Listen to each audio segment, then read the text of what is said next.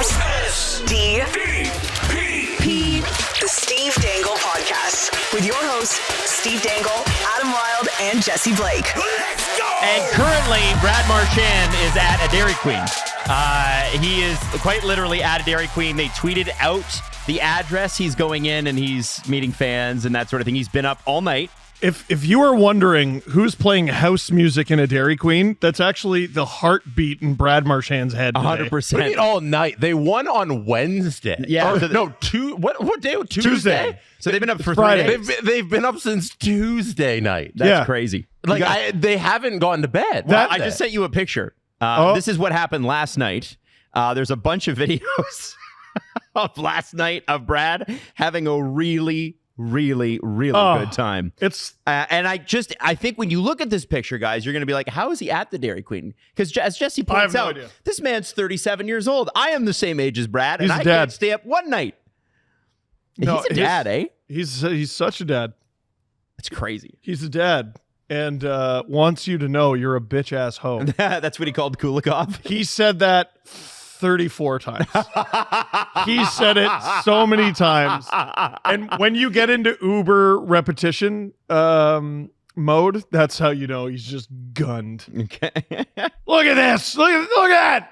That's the best time of his life. That was last night and into this morning. Who's that spraying him? Is that Matthew Tkachuk? That's incredible accuracy. There'd be more hair. There would be more hair. And beard, I would think. It's just incredible champagne spraying into the mouth accuracy.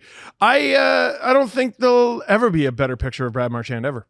No, that's incredible. That's going up on his wall. Now, 1,000,000%. There are so many videos of Brad having a good time, and I just wanted to play a couple of them. We can't play any of them with sound, but they were at a club called 11.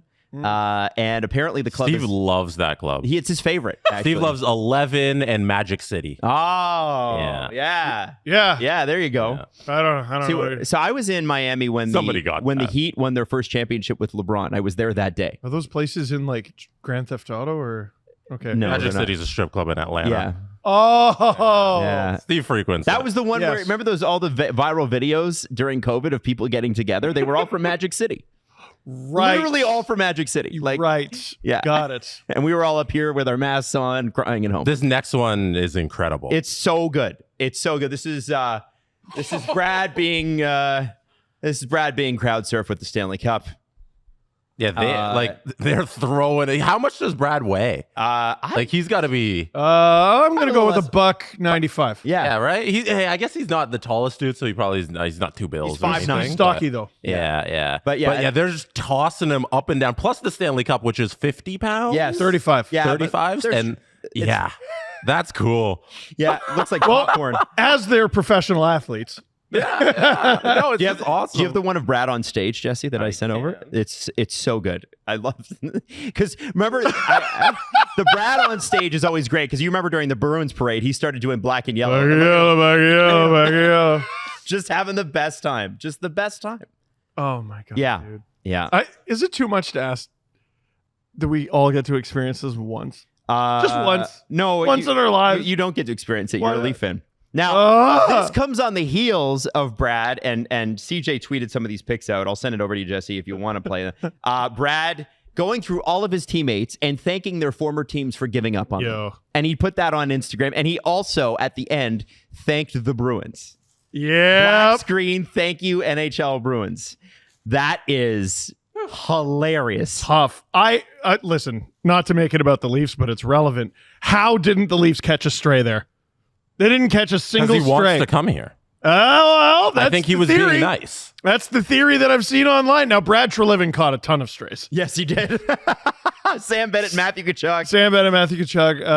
I want to say there was another one. But like Carter Verhaeghe could have put the Leafs, didn't. Yeah, but let's be honest. Could have put the Leafs and didn't. Oh, dude, he was like adding American Hockey League teams. You're right. Everyone can get it. And who was the other one? Evan Rodriguez, Leaf legend. Yes, he was the Leaf for 2 seconds, and then Dubas wouldn't qualify him because he wanted to make 1.5, and Evan Rodriguez ended up making 2.1. Both Evan Rodriguez and Jared McCann were Leafs property, never played a game. Matty, you can throw this up on the screen here. Here, this is Brad Marchand's Instagram story where he's just going through it. And he is tagging all the NHL teams from where all of the Panthers came from. It's incredible. It's not elaborate. Doesn't need to be. Just thanks. There's some of these guys I don't even recognize them. You know what I love too? Thanks. Is that people have won the cup and had a good time, but nobody's had more fun than this year's Penguins. Absolutely. Penguins? Panthers. Nobody's having less fun than this year's Penguins. Nobody is having more fun than these guys. Like, this is how you enjoy something. No. Go back to the Verhaeghe one. The Crunch? Who are the KC Mavericks? They got to be ECHL, right? I have no idea. Kansas City Mavericks. Kansas City. Syracuse Crunch, I know, but who the hell are the Mavericks, They man? are ECHL team. ECHL, there you go. This guy's taking shots at ECHL teams. But no Leafs in that. Yeah, no, he wants them to come here. These thumbs are rated E for everyone. At B Treliving. Dude, he should have. He honestly should have. I think Brad Treliving would get a kick out of that. I think he'd find that really funny. The Dale Talon one, where he thanks. Did a Dale Talon one? Yeah, Dale Talon? Oh, he took. Oh, there it is. Yeah, thanks Dale Talon. Oh no! Why? Wait, I don't get it. So wait, here. Go back. So that's Ekblad, Lundell, and Barkov. Oh, he was the general manager. Yeah.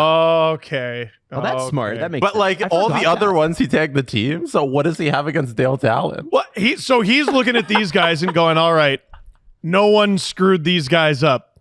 How do I still get my licks in?" That's great.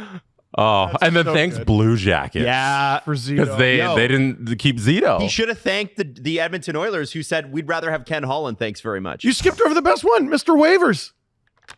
I didn't skip it. We played Gus it. Forsling. Oh, Yeah, yeah. where is Forzy? It's back. It's in there. So Oh, yeah. It's in there. Who cares? They're all in there. yeah. No, but The- he's the thinking black- like again, like I don't recognize these teams. Jets. And by the way, Paul Maurice For left Paul the Maurice. Jets. Why are they? Nah. They're catching strays. Nah. He left. Oh, yeah. mid-season. Last night he was doing like nuanced research. Oh, For very sure. funny. You wanted Mr. Waivers. There you Mr. go. Waivers, thanks Canucks, Rockford, Ice Hogs, Blackhawks. Oh, sorry. I didn't even see the last one. Oh, the Checkers, the Checkers and Canes. Canes. Yeah.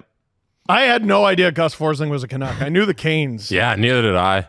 Had no idea about any. Brad teaching us stuff. Brad- Hockey He's DB learning. Marchment. Well, no, he's going around the table going, "Where'd you play? Where'd you play?" I'm tweeting. I'm tweeting on Instagram. I'm a dad. This is all-time Unk I was posting. trying to read the sign in the back. Let's see, but I can't read it. This too something.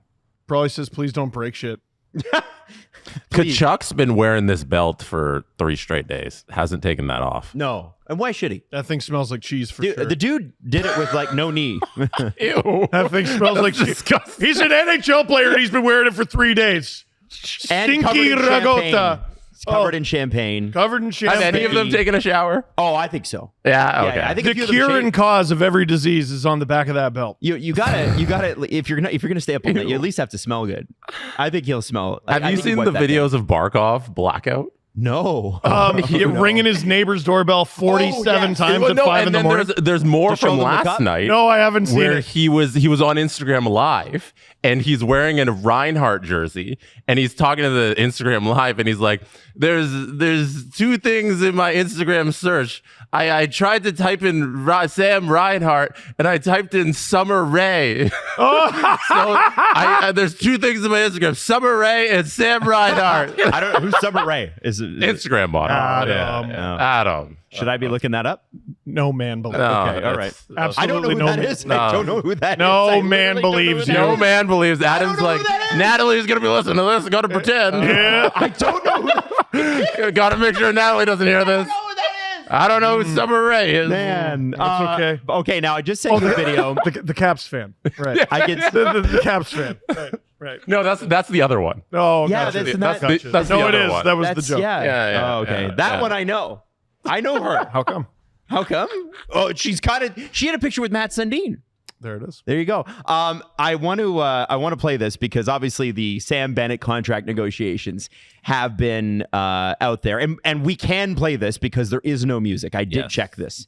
Reinhardt, by the way, wearing what I assume is a Barkov jersey. It's a Barkov jersey. A which Team Finland Barkov. was actually on clearance here at Sport Check until a few Someone days bought ago. it. Somebody bought it. Hey, there you go. But yeah, so so Barkov gets the crowd to quiet down, and it's actually the audio on this isn't great. Give me a second That's for this okay. one. It doesn't It's all need right, to be. Jesse. We will tap dance. The audio on this one isn't great. So if you're a Subwoofer guy, be sure to log on to Discord and make sure that you make your Discord known. You see what I'm saying? The audio quality.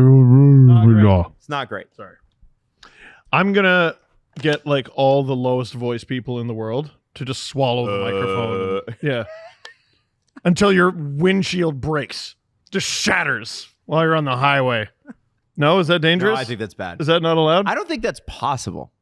I don't think that's possible from Want to find out? Spotify audio. I don't think that. Don't do that. Yeah, I know. That's bad for the mic. Yeah, I don't know. You know, I know you own the company with us and everything, but like we don't. It's a business expense. It's a write-off. All right, here we go. Sam Bennett declaring that he's signing his new contract. Here we go. I hear what you're saying.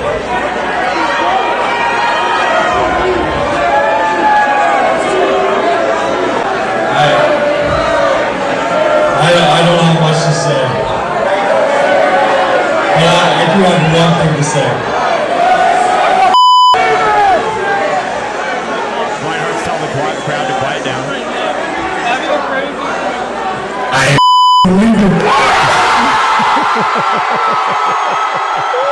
Hilarious. Now, That's really good. Pierre LeBrun did his job this morning and said, "Is that true?" to his representation, and then was tweeting out that, listen, a negotiation still needs to take place. Oh, stop it. But it feels like he doesn't want to go. Do you guys want to see the video of the drunkest man alive? Yes. Sasha Barkov Yes. on Instagram Live. There's never been a more blackout person in history. Second language blackout drunk has got to be the hardest thing in the world. It's amazing. He doesn't know where he is. Sasha Barkov here. So I have two names in the search column in my Instagram. But one is by mistake. And there's You guys ready? Let's get back in there. there's two names in the search column. This is an NHL captain. You probably don't know who it is. No, but Sam Reinhart. Sam Reinhart. There we go. But Let's go. It's my All right. accident. Like I wanted to write Sam Reinhart. Let's close it. All right. It's close. It came up like as Yes, a Adam, summary, that's so I finally accidentally pressed there. I accidentally pressed her. It came up as You didn't tell us summary, that. and I accidentally pressed her. Sasha, we didn't need to know, buddy. He doesn't know.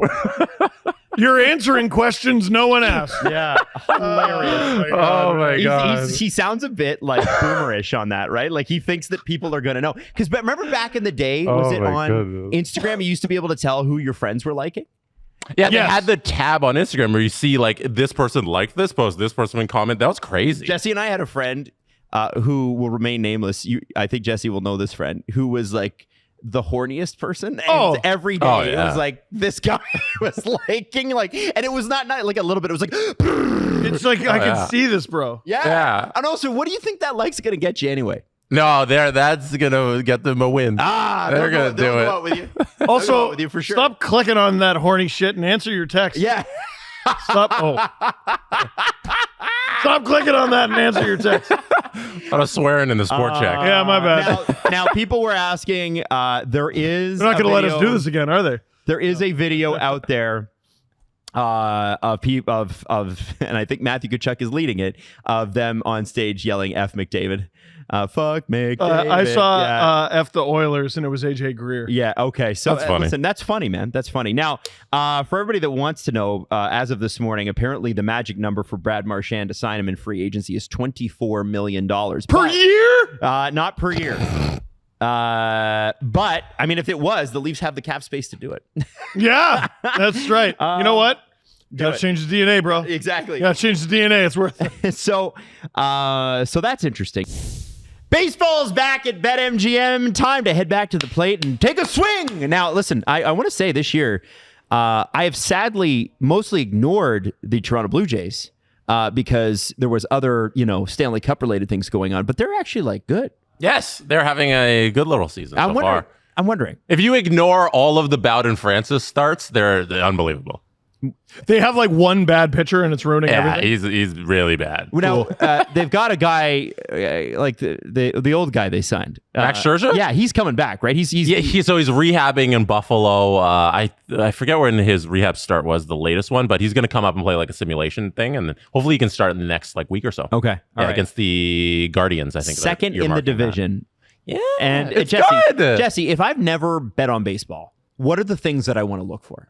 Like, So- what are fun things? I find it really fun when you do the you can bet like per innings. So it's like by the third inning, this team's going to be up. Oh, that's cool. Or like wow. by the fifth inning, this team's going to be up, and you get like plus 1.5 runs or something like that. So you get these little quick things that happen like throughout the game. I love that. So instead of waiting to like bet for the 9 innings, you just come in, bet like this team's going to be ahead by inning 3, or the teams are going to be tied by the end of this inning. Now that's a that big sort one. of stuff. That's so, a good one. I like yeah, that. it's fun. There's different ways to bet on baseball because there's so much minutia in it. Yeah, and it's slow. It is summer, baby, and it is baseball time. So check it out with BetMGM, your place for all things baseball. Log in or sign up today, betmgm.com for terms and conditions. Must be 19 plus to wager. Ontario only. Please play responsibly. Gambling problem? Call Connects Ontario at 1-866-531-2600 to speak to an advisor free of charge. BetMGM operates pursuant to an operating agreement with iGaming Ontario. That's interesting. Now, let's compare and contrast what we just showed you, the joy, the jubilation, to this. Connor The Leafs McDavid. golfing. No, All right, no, sorry. No. Although I felt bad. The Leafs met at a golf course like a couple days after the season, and they're like, "See, they're already golfing." I'm like, leave these guys alone. They're at a private course, trying to hang out with their buddies, lick their wounds. But McDavid. That being said, I want to make a T-shirt. That being said, Connor McDavid was asked about his future, and of course he was. He's the best player on the planet, and in 11 or 12 days, he's going to be able to sign a contract that keeps him in Edmonton as long as Leon Draisaitl, or longer, actually, because he can go 8 years. And if the rumors are to be believed, he might be one of the last guys to get an 8-year contract, because it's looking like the new CBA will not allow, the rumor is the new CBA will not allow 8-year deals. It'll be 7-year deals. And then if you sign a free agent, the max you can sign them to is $6 million. Or 6 years, not 6 Why million. are they doing that? Yeah, why? I don't know. That's going to make all the difference. I think that the NHL owners are trying to save themselves from themselves. All right. Be adults. No, they can't. Now, let's play Connor McDavid asked about his future. Go ahead. Oilers fans and then everybody. And Leon said, obviously, he'd like you here forever. It's not something you had to talk about, but with the July 1st window opening, when you look at, just what you've built here with this team and how close it is, do you feel like there's unfinished business for you? Absolutely. Yeah, absolutely. This core has been together for a long time. And we've been building to this moment. All along. The work that's gone on behind the scenes, the conversations, the endless, disappointments and some good times along the way, obviously, as well. We're all in this together. This is good so far. Get it over that finish line. With that being said, ultimately, still need to do what's best for me and my family, and that's who you have to take care of first. But of course, there's unfinished business here. Yeah.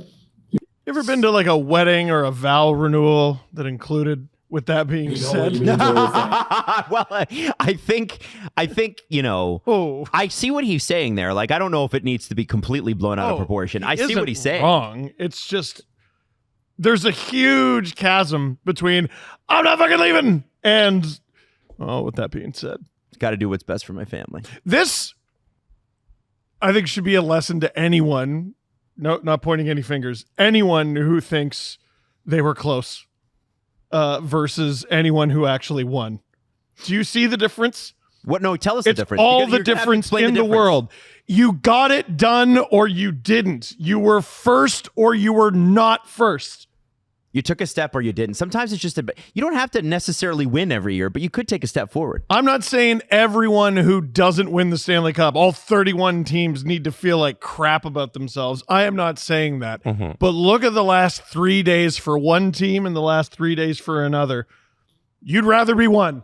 There's a huge difference. It's not a one next to the win column. It's not, about stat chasing at the end of a career or legacy or all of that.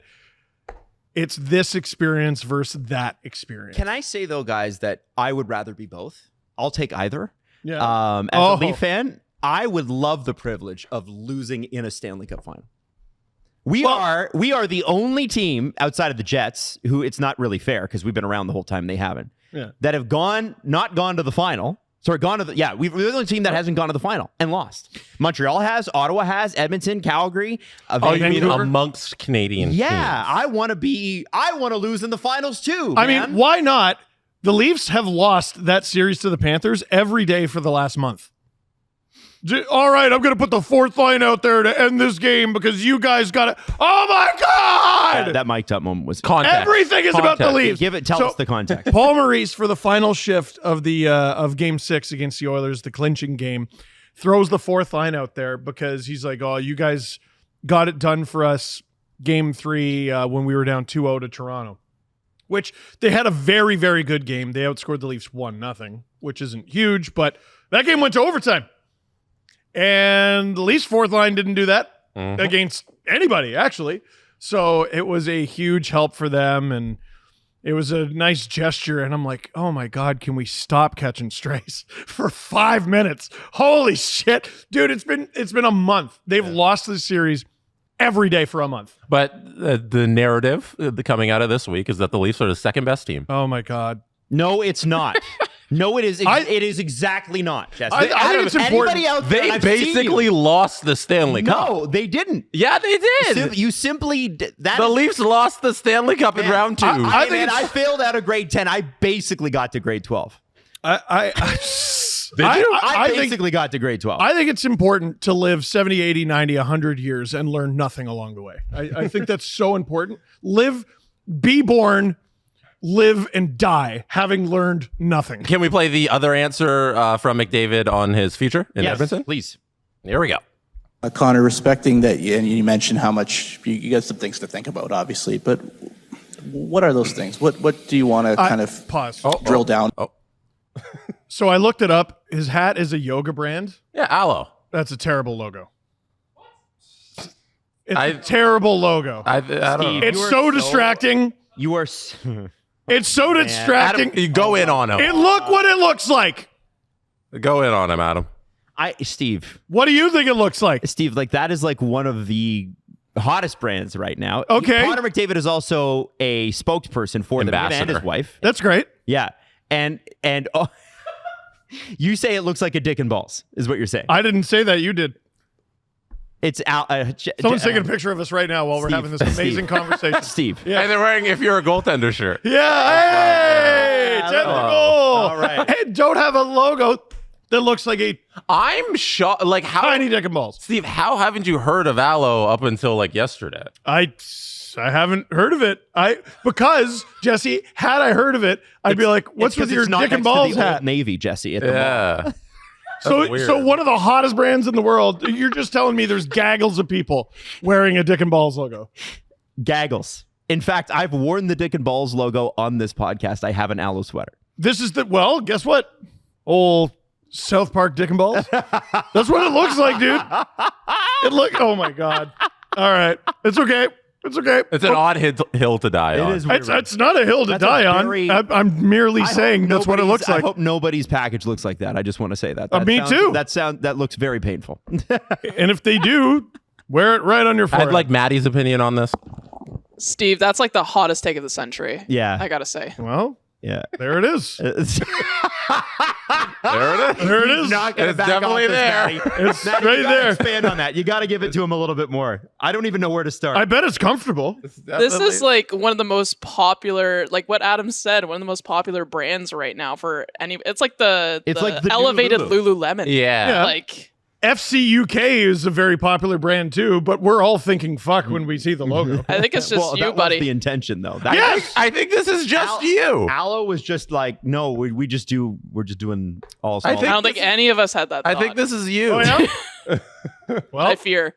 By the way, I hope the friggin' stock for that just plummets. I can't. By the way, I cannot believe that somebody mentioned FC UK. It's been a long time. Well, no, but you know why they died out? Connection. Because everyone's like, I'm going to stop wearing the fuck shirt. Yeah, but I think it gives you an insight into Steve's references. You know, next he's going to be like, I'm not a mature. I actually took a look at Connor McDavid in this, and I was like, wow, Aloe, good for him. Yeah, he's a brand ambassador. So, yeah, and I thought Yeah, you thought something else. All right. Really unfortunate logo. You thought Dash. Let's play the clip. Let's play the actual clip.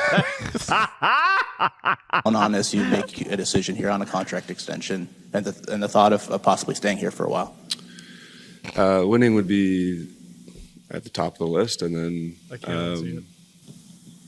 winning would be it's the most important thing. If I feel that there's a good window to win here over and over again, then signing is no problem. I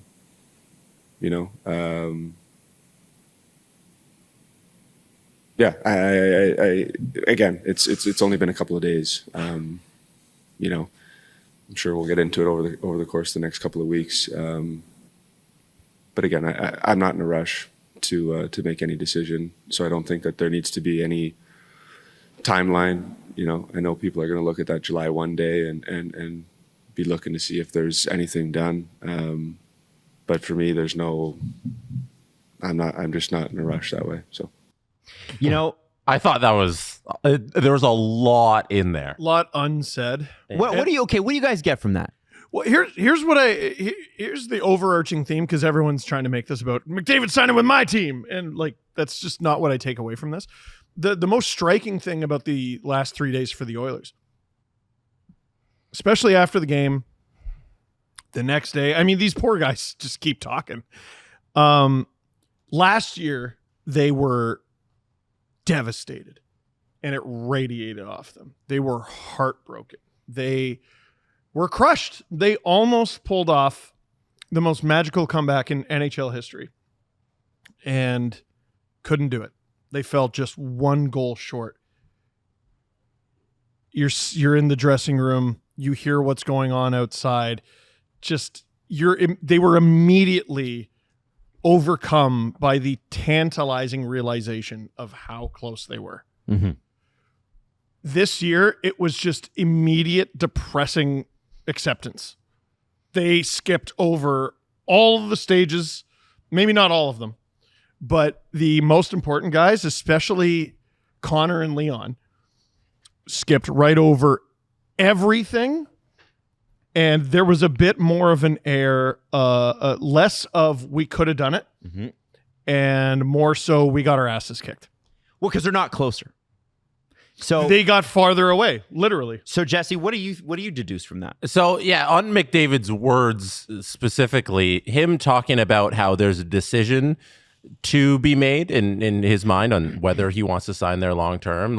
I think that's a message to the front office that this is going to be a negotiation. I'm not just taking whatever you offer me, which is fair. They're going to offer him the sun and the moon, but he's the best player in the world. He needs more than that. He needs more than just the $15 million you want to pay him over 8 years. He needs an assurance from Stan Bowman and Jeff Jackson and Knobloch that they are going to be better, because winning, as he said, is the most important thing to him. And that includes, you got to figure out the goaltending situation. They're getting a goalie. By the first couple days free agency's over, you need something there, whether it's signing or a trade. You need to figure out the goalie situation.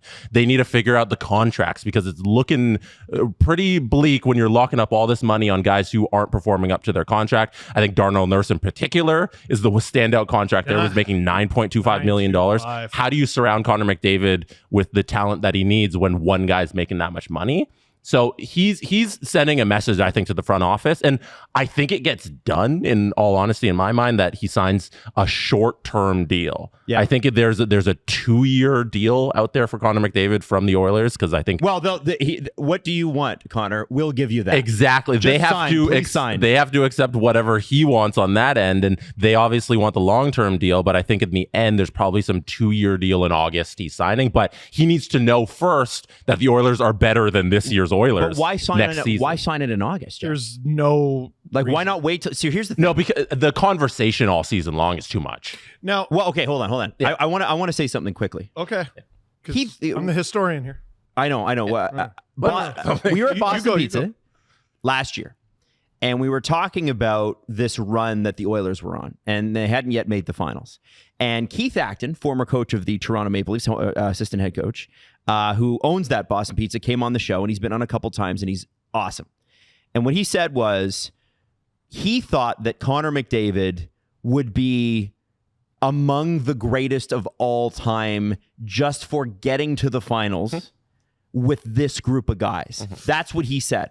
Which is not a compliment even. And I think we all got more out of the Oilers. The Oilers gave us more last year and this year than we thought that they were capable of. Let's be honest. I had LA beating them in the first round. What a friggin' moron. Yeah, but now, once they won the one game, I'm like, oh, okay, never mind. LA's dead. They're back. But last year we didn't see that either. No. And I think that is like Stan Bowman. 2 weeks from now, we will be the Friday after free agency. Yeah. Right. Free agency's on a Tuesday. If by that Friday, which I believe is July the 4th, America Day. Sure. If he does not have a new goaltender, start ringing alarm bells. And I'm talking about you're not going to be able to sign your goal. Like, it's not going to be Jake Allen. Oh, I was just about to say, like, who the hell do you get? You trade. Oh, man. You trade. You have Evander Kane as a trade piece. Go make it happen. Yeah. You've got to do something. Yes. And so that brings us to historian Steve. What people forget about Connor McDavid the last time he signed his contract, the beginning of his $100 million, $12.5 million contract, is a rumor leaked a few days, maybe a week before he ended up signing the deal, that the number was like 13 or 13 and a half or something absurd. Now, you're like, well, something absurd. He's going to get more than that this time. Yeah, this time. 7 years ago, pre-COVID, $12.5 million was lunacy in the NHL. Perhaps not for him, but for anyone in a league where only a handful of players were even making 10. This guy signs 12.5. It was at the time far and away the most money any player was making per year. And the rumor was he was asking for more than that. So when he signed for 12.5, it was spun that, oh, look at this beautiful little discount that Connor McDavid gave. Now, you got to be careful with that because people have a long memory for their own money. And it's okay if you think he took a discount and he's a great guy. It's a big problem if he thinks he took a discount on his last contract, because that shit's going to be 16. At what would be an amount of money that you think would cripple your team? Like, you pay him whatever is just beneath that. Yep. If you had $20 million in cap space and the opportunity, Connor's like, yeah, I'll sign. You sign him. And anybody who why says wouldn't you? It's Connor McDavid. Then don't expect to ever be an NHL GM. Not that I ever do, but it's one of those, like, you sign the best player in the sport and you take your chances. Yes. Yeah. Like, what are we doing here? Of course. This I remember the conversation we were having at the time. Like, guys who were making $10 and $11 million were like, you're not $1 or $2 million away from Connor McDavid. Like, this is a bad contract because of his contract. And again, that was another glimpse into how what he took was a discount. I just don't see that happening this time around. Leon is about to make 14, and he signed that before we knew the cap was going to explode. I'm telling you, like, just pure guess, I think it would be a runaway success if he signed for 15. A runaway. Don't ask any questions. Sign it, take it to the bank, fax it to the league. That's it. I don't even care about the amount of years on it. If McDavid agrees to 15, you slam it down on the desk and build your team around him and figure it out. And I think that's why you get the shorter term deal with McDavid. I think, like, he recognizes, like, if I want this team to be competitive, I'm going to have to take something like 15. And if I'm taking 15, it's going to be on, like, a really short deal. Wouldn't you do a 1 year? Like remember LeBron was doing those when the he NBA does cap 1 and was 1. running. Just keep doing 1 and 1. Yeah, but I know you can't do a 1 and 1 in the NHL. There's no player options in the NHL. Hockey is so weird. How have the players not negotiated for that? Hockey is very insular, though. And these are not the same, but I think in the brain you can compartmentalize it like it's a little bit the same. Jack Eichel's neck surgery had been done. It had been done on other sports to other athletes with great results and great success. It had never been done in hockey. So there was this huge reluctance to do it. The second Jack Eichel got it done. Because your sport's so much different than everybody else's sport. But then Jack Eichel got it done, and it went okay. And all of a sudden, there are now several players in the NHL who have gotten it done. Patrick Kane, hip resurfacing. He had there's another. That's a great example. John Klingberg got it. Who else got it? The hip resurfacing hadn't worked. Patrick Kane gets it done. It appears to have worked. Now, people forget, like, medical advancements, they get better. My uncle, I know he's not an NHL player, but like, stick with me for a sec. He got a hip replaced, I think it was about a decade ago. That surgery took, I think he said, 6 hours. Mm-hmm. He got another hip replacement a few months ago. It was 45 minutes. You know, things change. Right? You said he was walking the next day. He was walking the next day with a cane, right? And now I don't even think he's using a cane. This has never been done in the NHL, where guys just go year to year to year to year like LeBron. But if there were ever a player you were going to do it with, this is the one. Well, LeBron was the guy that kind of started it. LeBron is LeBron in basketball. Connor McDavid is Connor McDavid in hockey. If you were ever going to do it with a player. Comparisons. Was that? Pipe down with those comparisons. Pipe down. I think the 2-year deal makes more sense for McDavid, just because, like, there's a little bit too much noise around a 1 year. Yeah. Because then you just keep repeating the conversation over and over again. I don't think McDavid's the type of guy to want that, and hockey doesn't feel like the team sport to do that. It feels right. Yeah. And I think that's where he's going. But that's just educated guess. I don't even know if it's uneducated guess. Hey, it's as good as anybody else's guess right now with Connor McDavid. Yeah, I don't even know if Connor McDavid knows what he wants, because as we were saying, Adam, like, I think it depends on what Stan Bowman does come July 1st and like the week preceding that. Like, I think there's moves there the Oilers need to do to get better, and come the mid-July mark, you have to look at the Oilers on paper and say that they are better than the team that just lost to the Florida Panthers. And if you can't do that, then Connor McDavid's going to be wishy-washy about his future there. But if you can, then things look good. Well, just see, they locked up Trent Frederick for 8 years. That's a lot. Man. Like, we haven't talked about that deal since, because it happened after the podcast. Yeah. I think we are going to it now, so it's perfect time to bring it up. I think that's a little too much money for a guy who's not guaranteed to be in your top 6. I don't think it's too much money. Can I just read you the headline? I think it's too much commitment. It's way too much commitment. Like, $3.75 million for a guy who's a little bit of a unicorn in the NHL for just how tough of a bastard he is. Like 6'3", 225, something like that. He wants to play more center and can. He plays wing. Scored 17 goals, then 18 goals. He had an off season. Like, any Oilers fan who watched him all playoff long and watched him play his one game in the regular season that he shouldn't have even played. Any Oilers fan who saw any of that, I don't blame you for being hesitant about this player. He had a terrible season. If he gets back to what he was before the injury, I think that contract is perfectly reasonable. Mm-hmm. What confuses me is that you felt the need, with all this going on, to lock him up for 8 years. Now, just spitballing, trying to think of all the things we know about Connor McDavid. When he was in junior, he was asked a question like, fantasy, you can play with anyone in the league. They're your line mates. Who do you want? And keep in mind, he's a child when he said this, but he goes, Milan Lucic. Okay. Now, that was like 2014. Mm-hmm. Milan Lucic was hot shit, right? And it makes sense. But he likes that kind of player. And then who did the Oilers end up getting? They went out and they got Milan Lucic. Now, you better hope Trent Frederick is not a repeat of Milan Lucic. Trent Frederick, Milan Lucic. At least Trent Frederick's a centerman for them most of the time.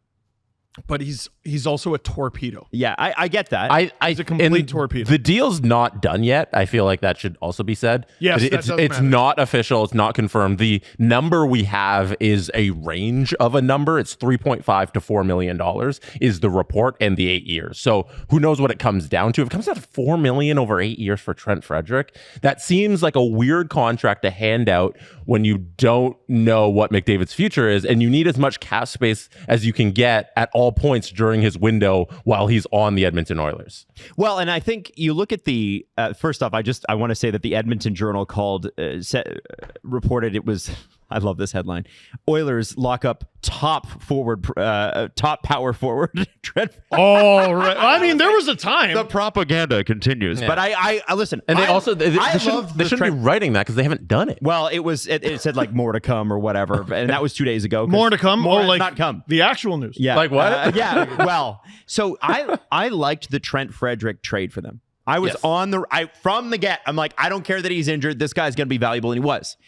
The thing about the $4 million 8-year thing is, okay, so obviously there was a number that Trent Frederic's camp, and I'm saying 3.5 to 4 million, whatever it is, that they were like, we want to make 25 million bucks on the next contract. 3.75 times 8, I believe, is 30 mil. And okay, and then there is very few centers on the market, right? Duchesne just re-signed. We'll talk about him. Brock Nelson has re-signed. Sounds like Bennett is Sounds staying. like Bennett's going to re-sign at some point. We all kind of knew that anyway. So at what point do you go, if you're the Oilers, listen, he's their third line center-ish guy who's a bit of a, and it's $4 million, and next year, 2 years from now, the cap's going to be $113 million. Who cares about 2 years from now, though? You got McDavid for 1 more year guaranteed. Yep. So do you do it? Should you do a Trent Frederic 1-year deal? 24 million?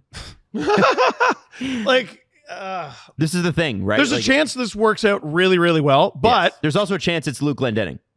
Luke Glendening or Nikita Zaitsev or Pierre Engvall or like the logic is... man, let's do a comp. Pierre Engvall, just stats versus stats. The difference is if you tried to rip off Pierre Engvall's gloves, it would tear skin off the bone. And Trent Frederic is looking for a fight. Like that's the difference. I love Trent Frederic. Just I have a man crush on his style of play. He had a terrible injury-plagued season. Yeah.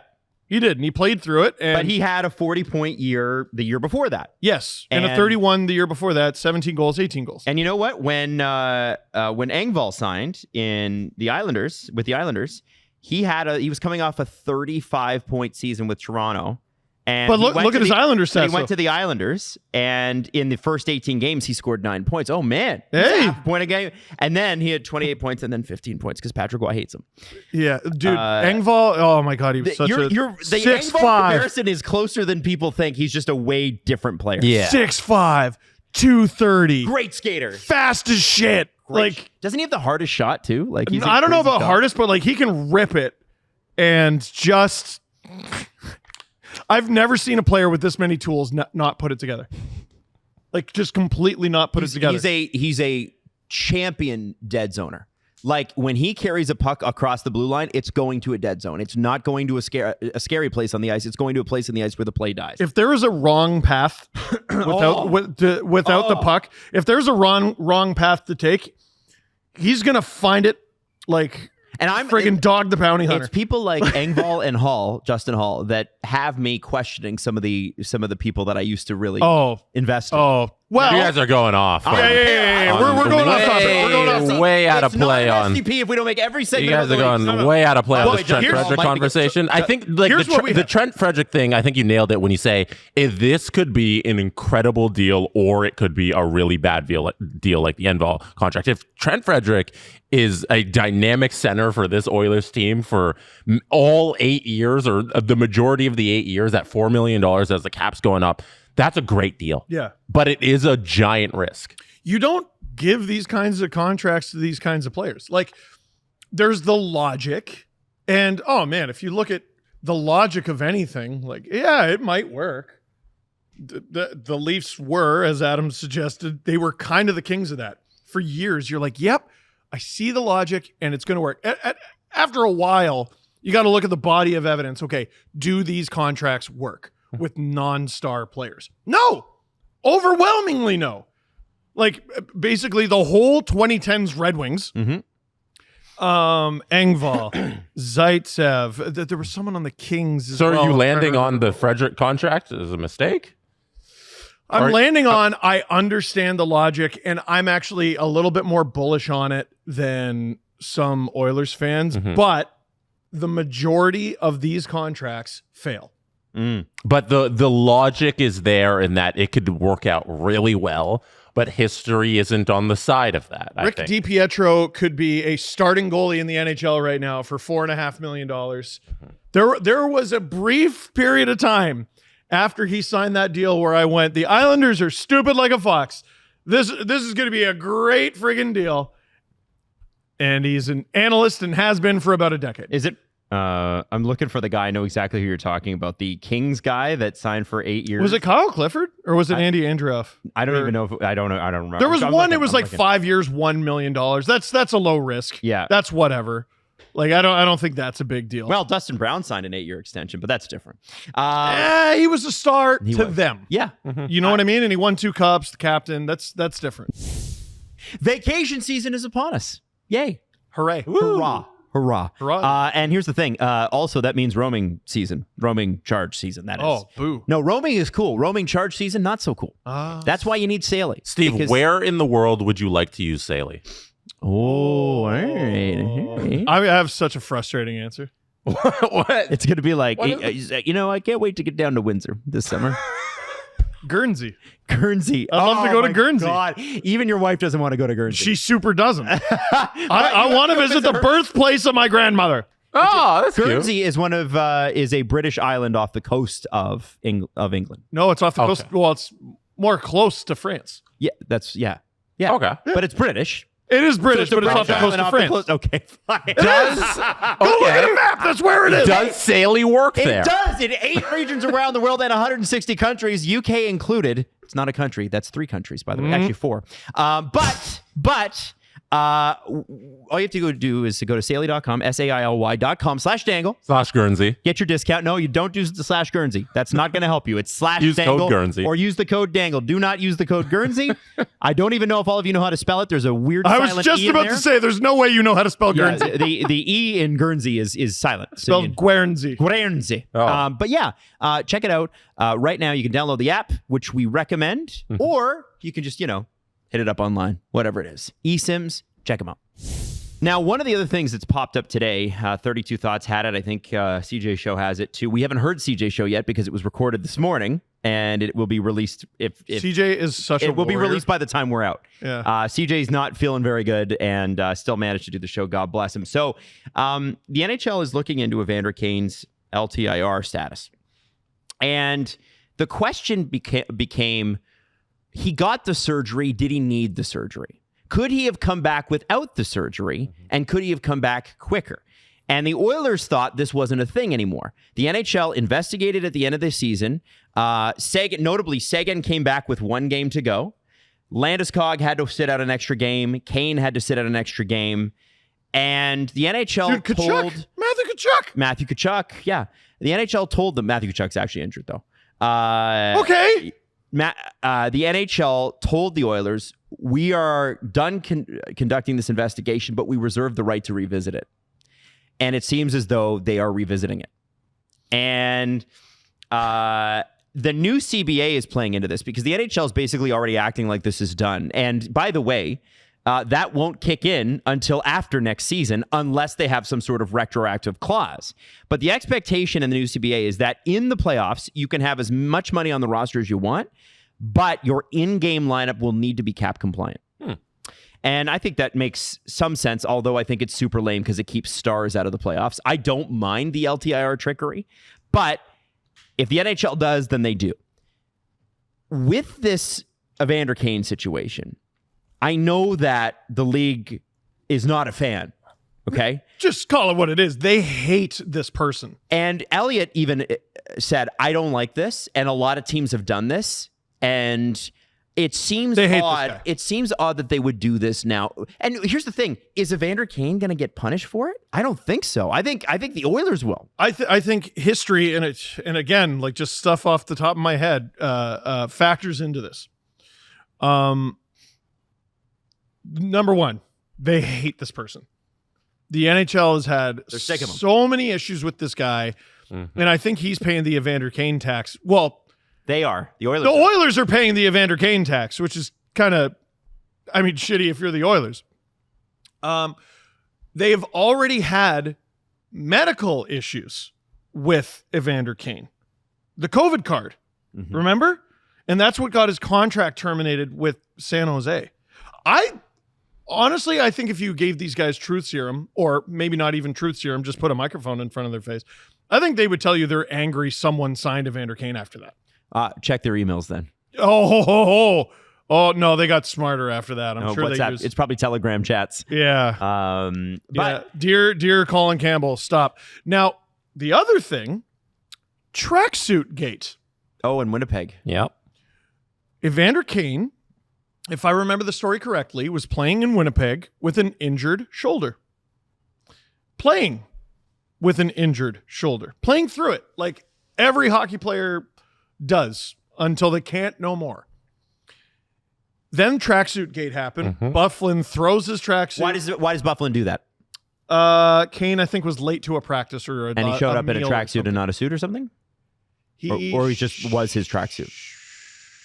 Showed up. Did he wet his suit or the tracksuit? No, it was his tracksuit. But why was the tracksuit important? I think is it for people like was it in what context? Well, you're getting caught up in the wrong thing. Okay. Oh, okay. Sorry. In I context, want you to tell the story. Okay. Evander Kane, let's say he showed up wearing a suit. I think he had a tracksuit in his locker, and Dustin Byfuglien said, "You know what? Fuck this guy," and he threw his tracksuit into the shower, got it all wet, and Evander Kane said, "You know what? I've been playing through a painful shoulder surgery for you assholes. It affects me when I play. It affects me in my daily life. It affects me when I sleep. How many of us, does he sleep on that shoulder? You know? Sure. It's a painful injury. You know what? I'm going to get surgery. I need it anyway. I'm just going to get it." And he went and got it. The Winnipeg Jets traded him to the Buffalo Sabres. Now that's punishment. In the Tyler Myers deal. While he recovered from it, and the Sabres were like, "Well, we're not worried about being good. That's okay. You take all the time you need." And he did that, and yeah, he was a pain in the ass for them too. And there was the helicopter story, and there's a whole bunch with Evander Kane. But these guys play through bullshit all the time, and I think it's kind of bullshit that, like, what do you think he got cosmetic?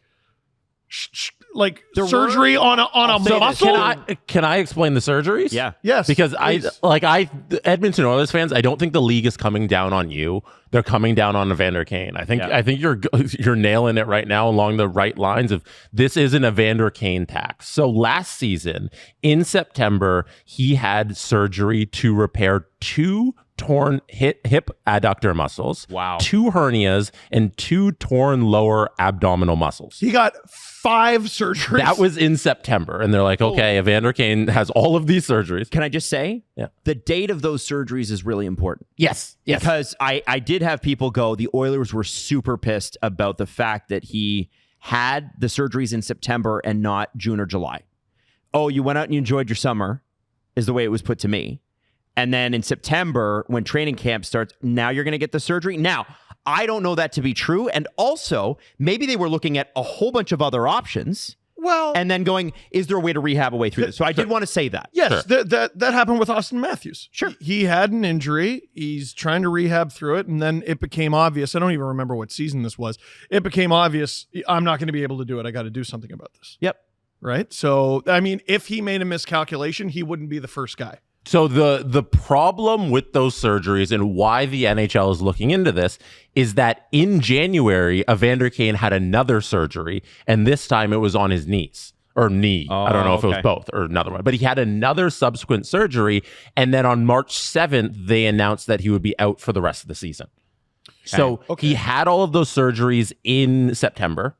They get to January, they say, oh, he's getting a little closer to come back. They decide that his knee issue that he's been dealing with, let's have another surgery that's going to push you out to the rest of the season. And then after 4 Nations, he begins practicing with the team, and then he comes back for the playoffs.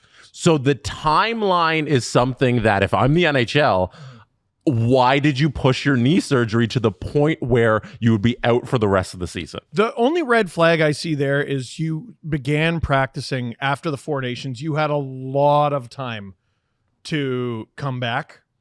That is maybe a red flag for me if I'm the league. But human bodies aren't cars. Totally. Like, I would love to get like a medical professional. Like, he got those 5 surgeries. Should he have also gotten the knee surgeries at the same time? What if that's too much for the human body to cope with? Like, I don't know. I'm not a medical professional. That's what they're looking into. So you're asking what the NHL is. I'm asking what the NHL You're is. asking what the NHL is currently investigating. When did he get these surgeries? What is the timeline? Did they purposely, or did Evander Kane purposely get these surgeries on this timeline to try and push his season to the playoffs? And he spoke about the knee surgeries, like when he got them and when they announced he was going to be out for the rest of the season. He said the knee procedure was something that we could manage and get that done so it wouldn't affect me when I did come back and then possibly have to miss the entire season. It's great to get this cleaned up, and I plan to be 100% ready to go at some point this season.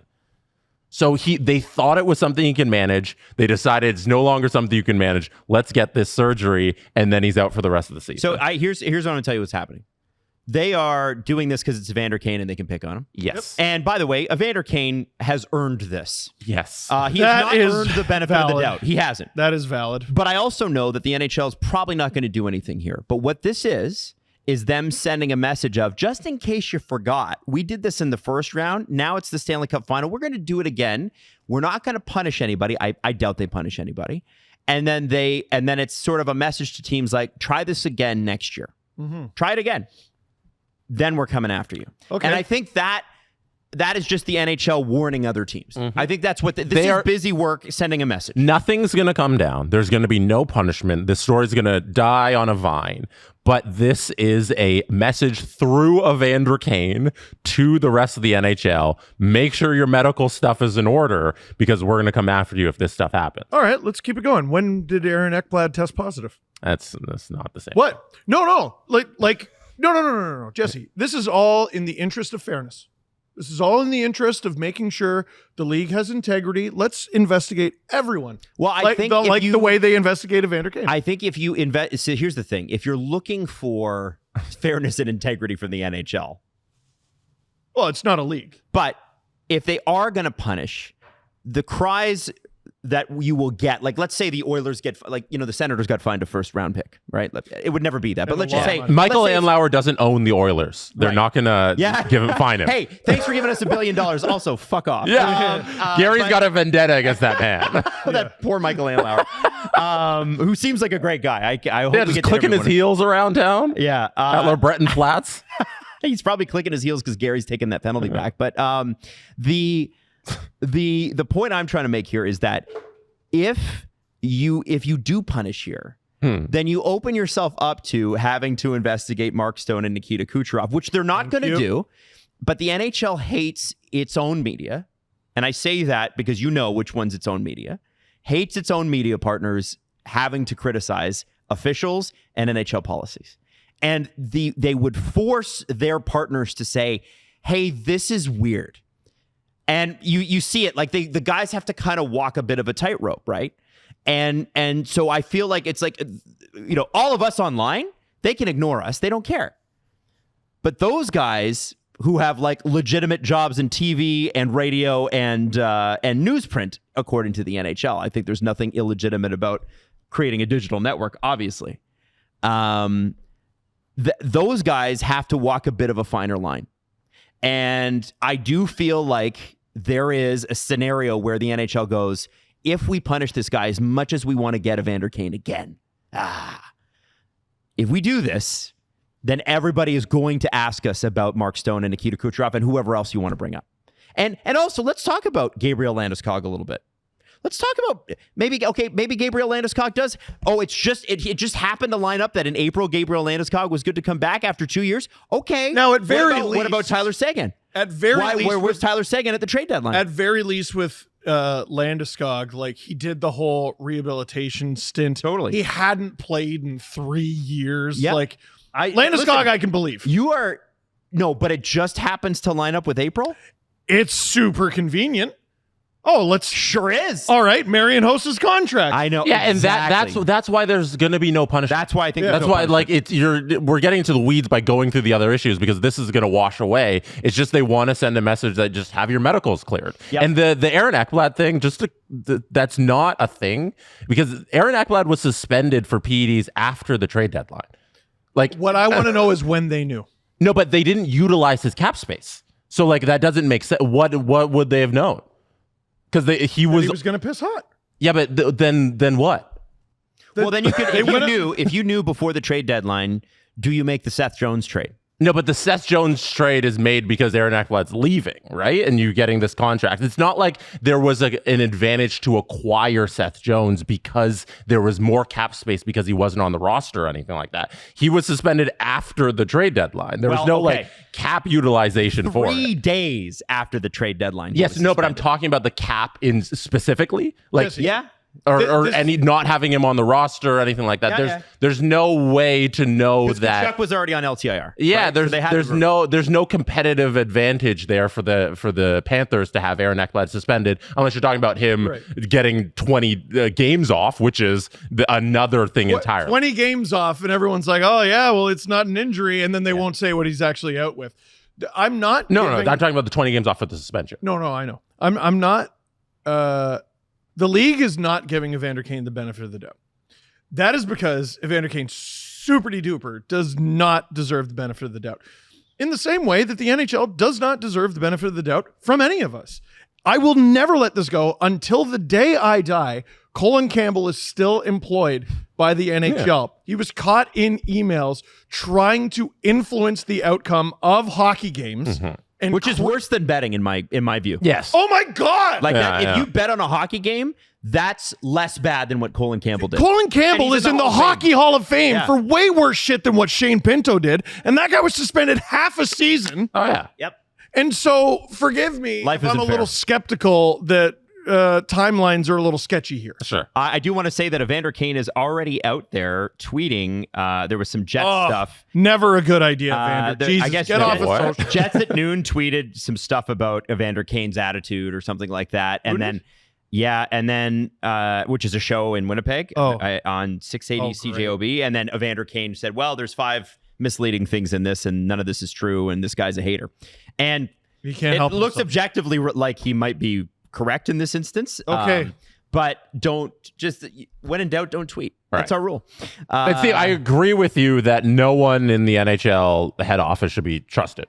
From Gary and all of his minions, nobody should be trusted. I believe basically any conspiracy theory you have about the NHL because I've seen worse. They have been caught doing terrible things. Yeah.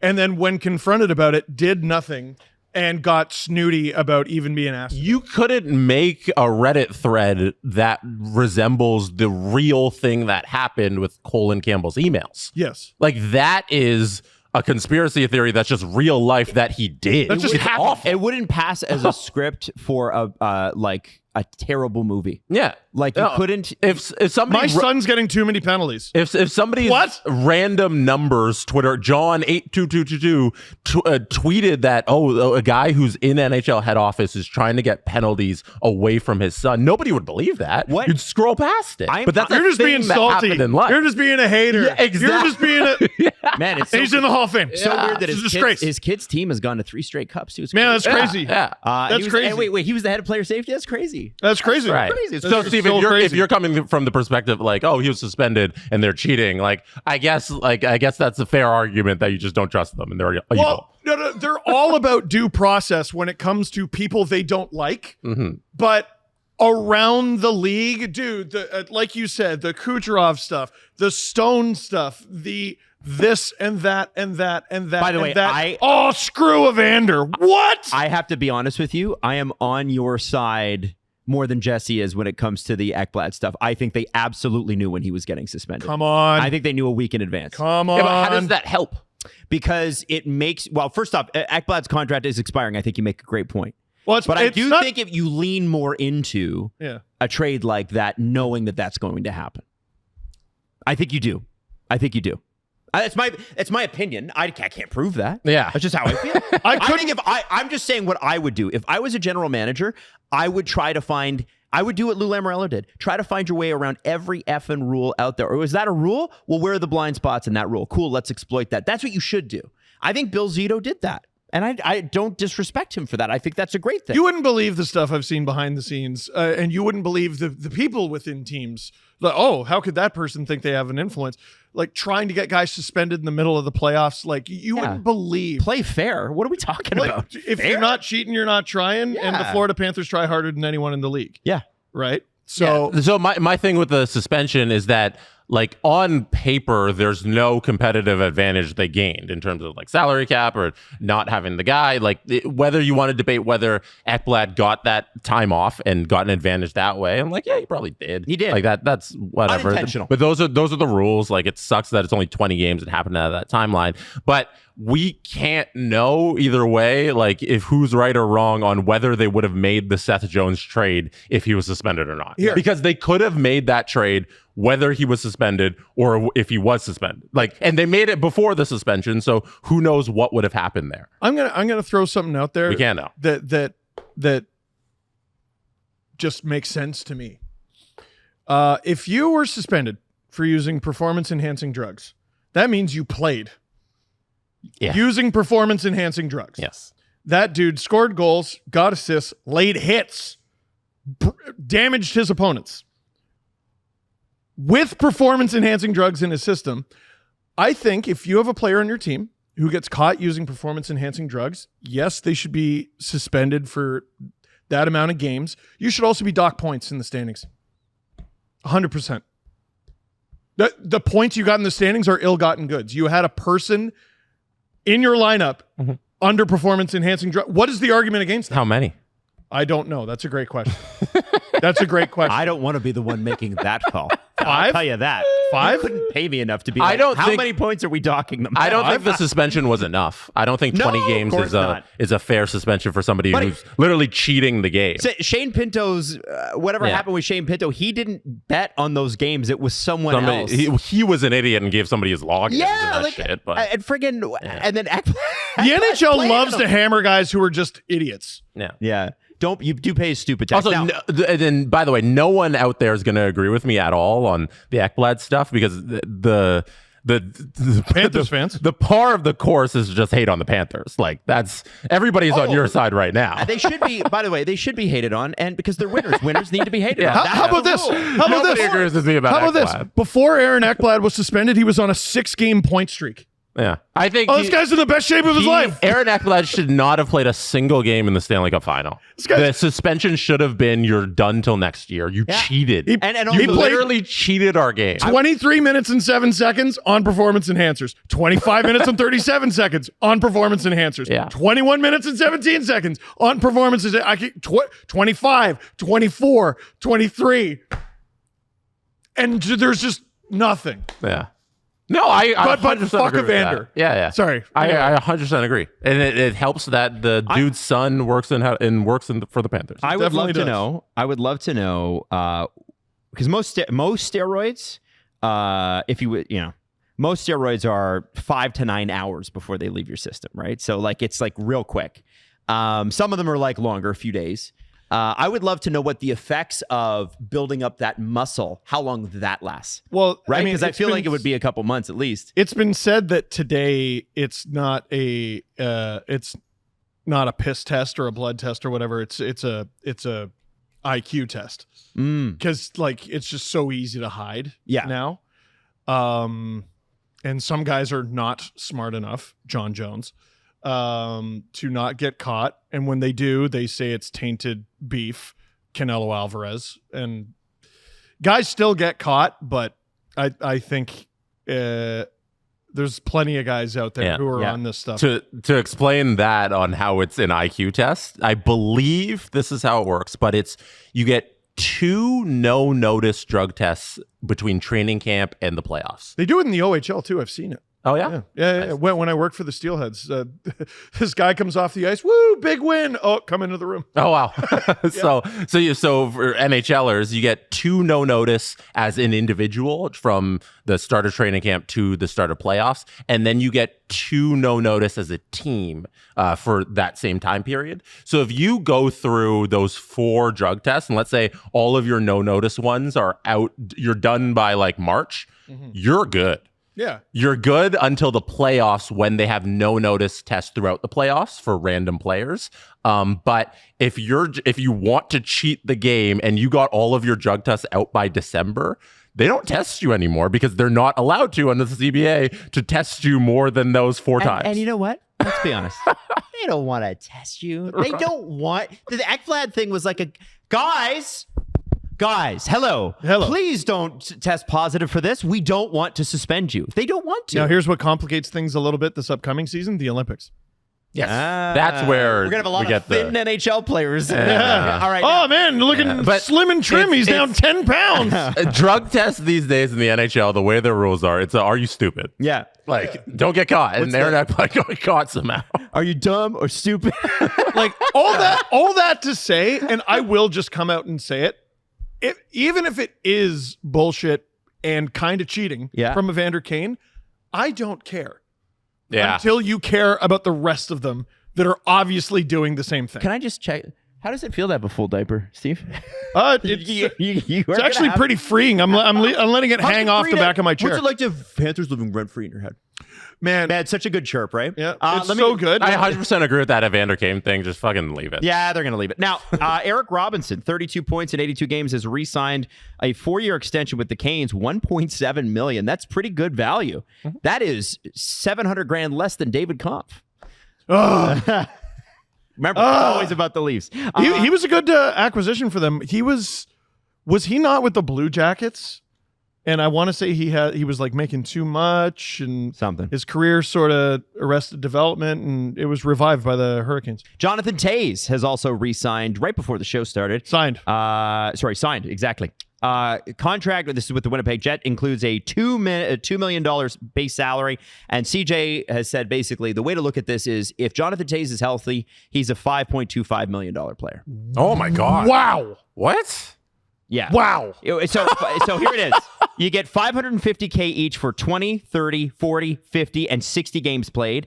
$500K if the Jets make the playoffs and Toews plays 50 games.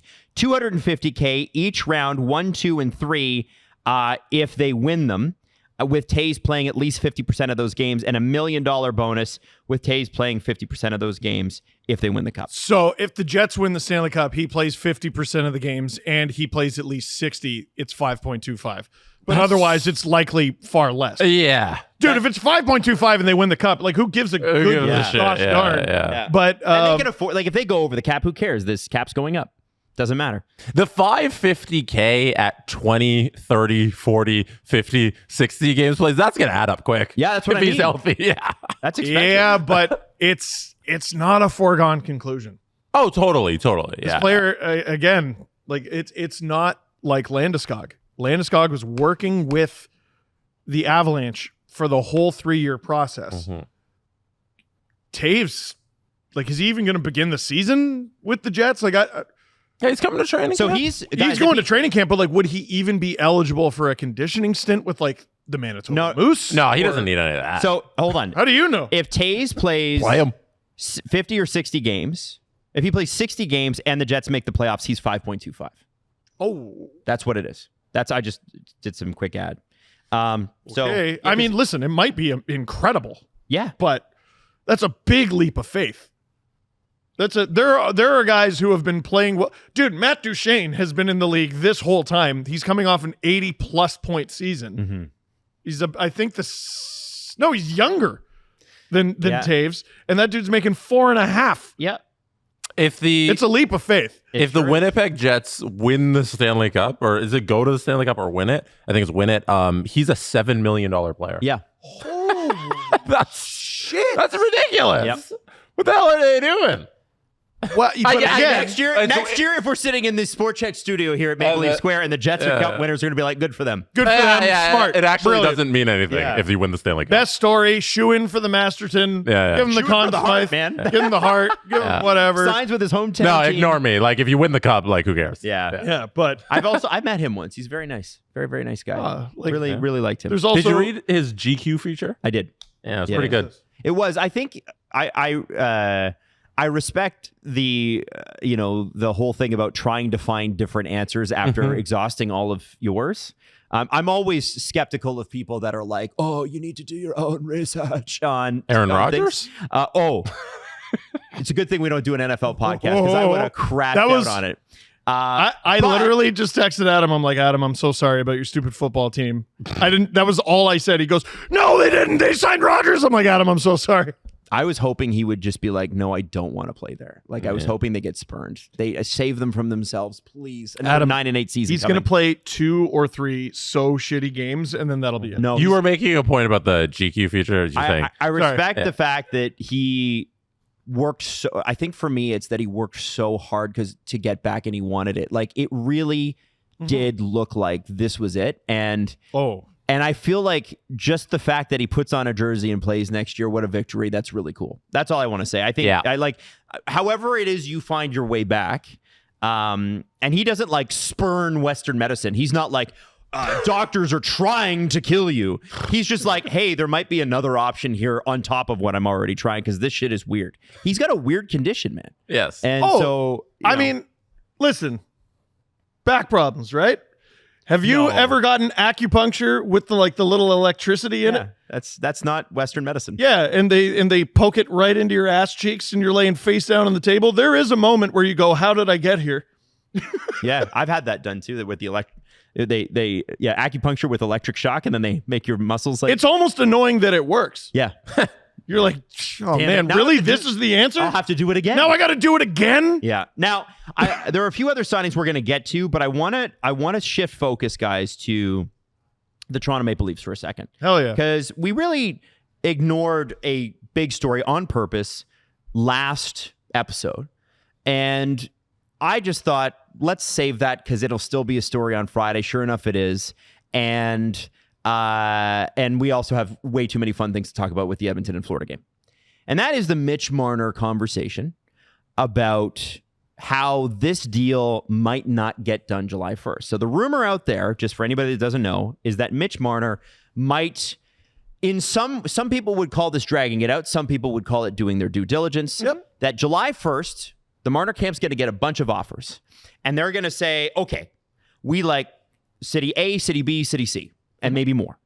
We need to take the time, Marner and his young family, to go to those cities, check out the facilities, and then make a call, a la like LeBron James, The Decision. Remember they had like a whole ESPN special? And we did talk about We did talk about that? Yeah, when it came out on 32 Thoughts, the podcast we did the next day, we chatted about how he's going to do the John Tavares thing. Yes. Remember? Yeah. And that was how he had everybody come to him, but this time he'll go to them. But we didn't say it was going to go 15 days. Yes. Because they were saying that's so new. the news is it could be mid-July.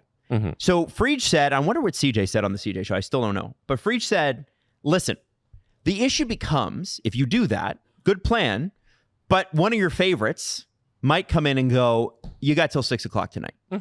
We can't wait for you. And I think that people are like, well, Mitch Marner's going to hold up the market. I actually think with the Toronto Maple Leafs moving on, that the opportunity to get someone else, if Marner holds the market, is huge. Oh, yeah. Right? And I look at this, and I want to quote one of my favorite guys who writes about the Leafs is Anthony Petrelli from Maple Leafs Hot Stove. I love it. Always been very good. And I've been trying to pound this drum a little bit on the show, and I'm so glad he said it. I mean, this is the guy that broke the Tavares news, so he's got a little more credibility. Yes, he did. He said the first idea that the Leafs must replace Marner's 100 points shouldn't be the concept. Because what people keep saying is, well, you can't replace Mitch. But what you can do, your favorite movie, Moneyball, replace them in the aggregate. Can you find 3 guys that score 55 points? Sure you can. And he said the loss of a star forward will impact the Leafs over an 82-game season, knowing Marner could win them a random game in November to collect valuable points in the standings. Absolutely. Losing Marner for free sucks. There's no way around it. But an opportunity now emerges because he was already making a ton of money. The Leafs aren't losing a star who was underpaid and will now somehow need to replace to stay cap compliant.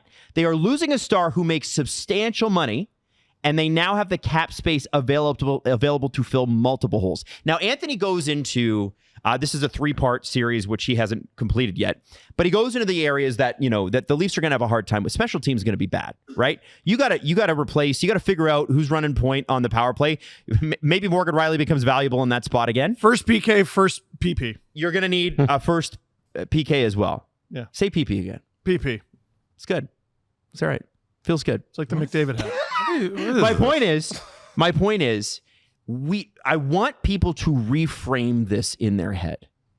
This idea that they're going to run it back, first off, it's dead. I just want to tell you, it ain't happening. He's not coming back. I haven't really. Your seen dog is not coming home. You can put up as many lost posters as you want. Oh my! He's gone. Christ.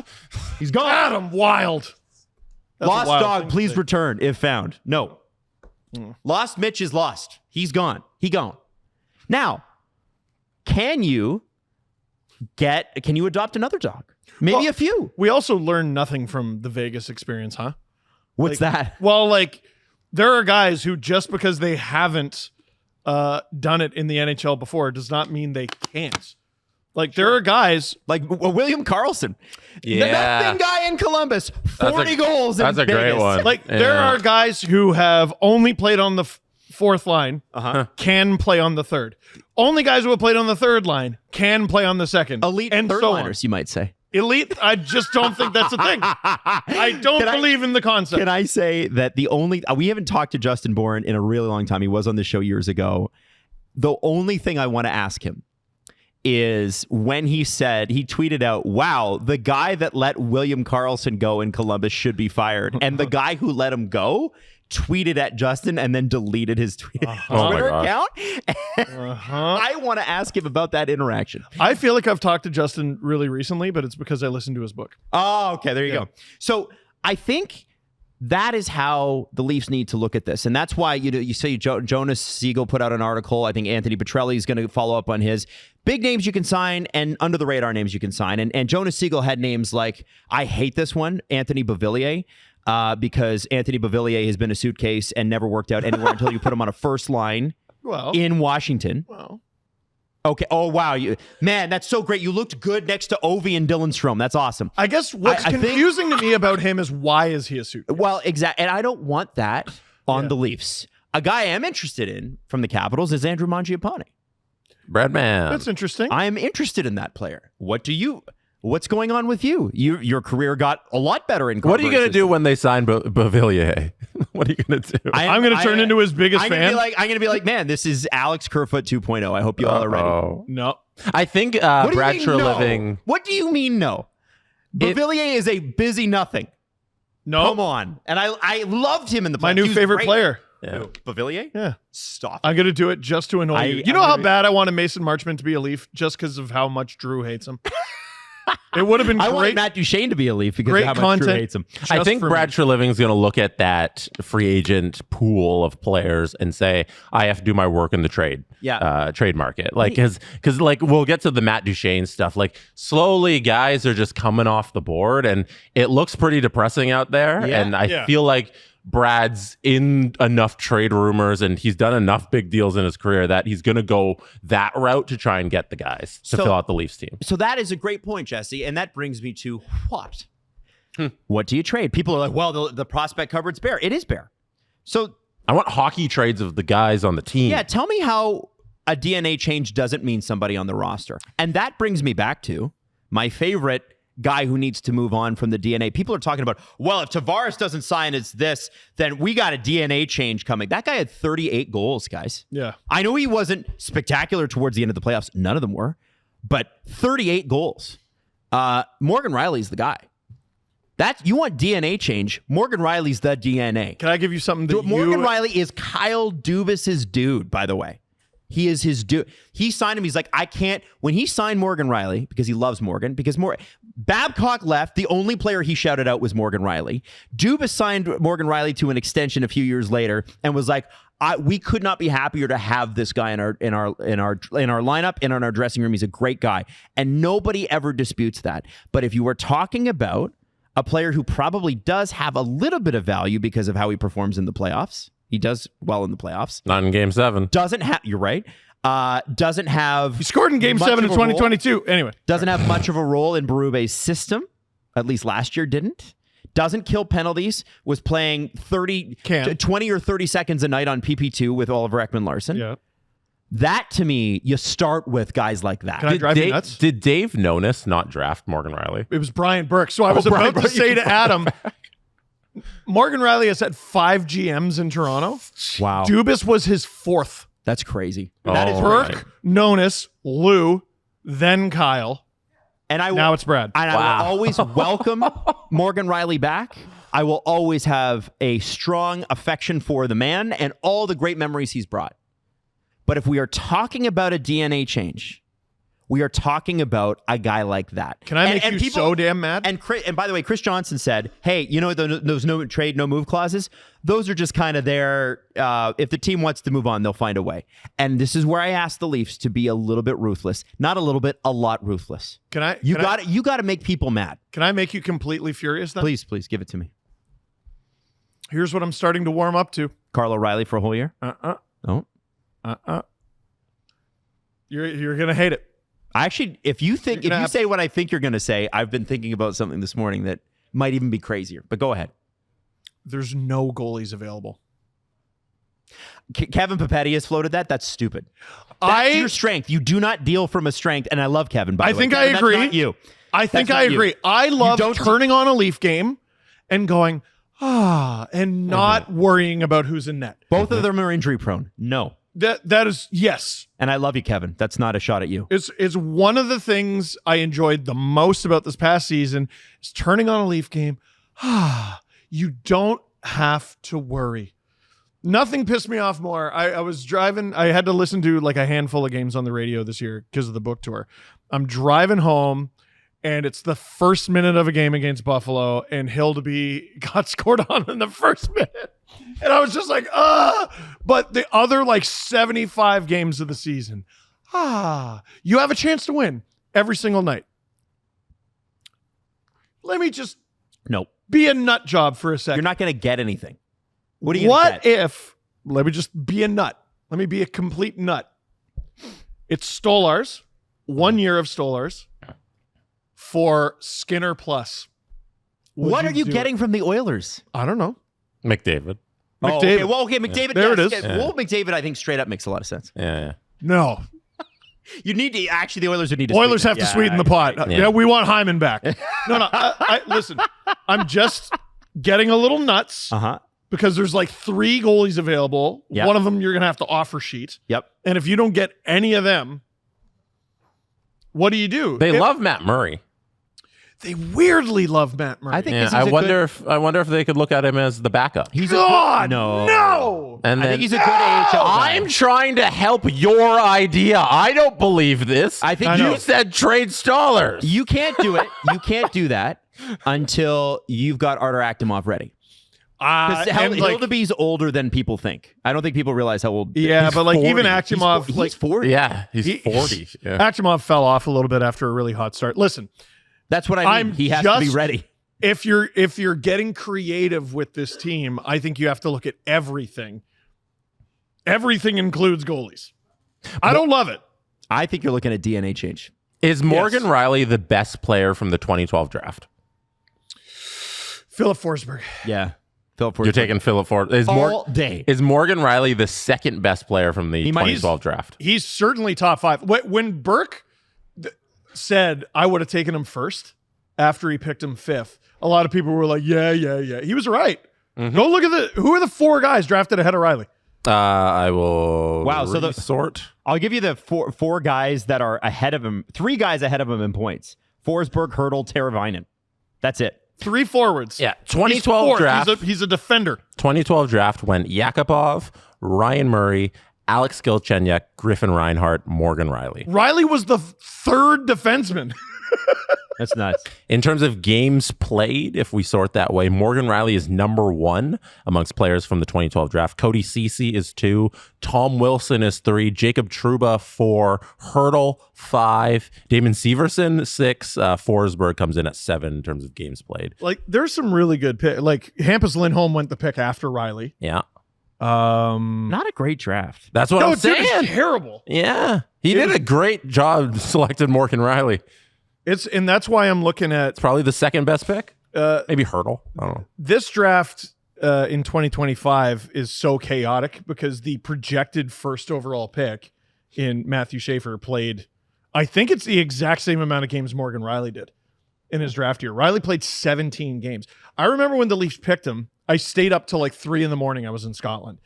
And, they got the 5th overall pick. I got to see who it is. And I see they picked the defenseman who played less than 20 games, busted knee, and I was heartbroken. I was like, what a stupid team. And turns out he's awesome. Or was. Yeah, it turns out he's the second, third best pick. At worst, third best pick of the entire draft. You couldn't have really done much better. No.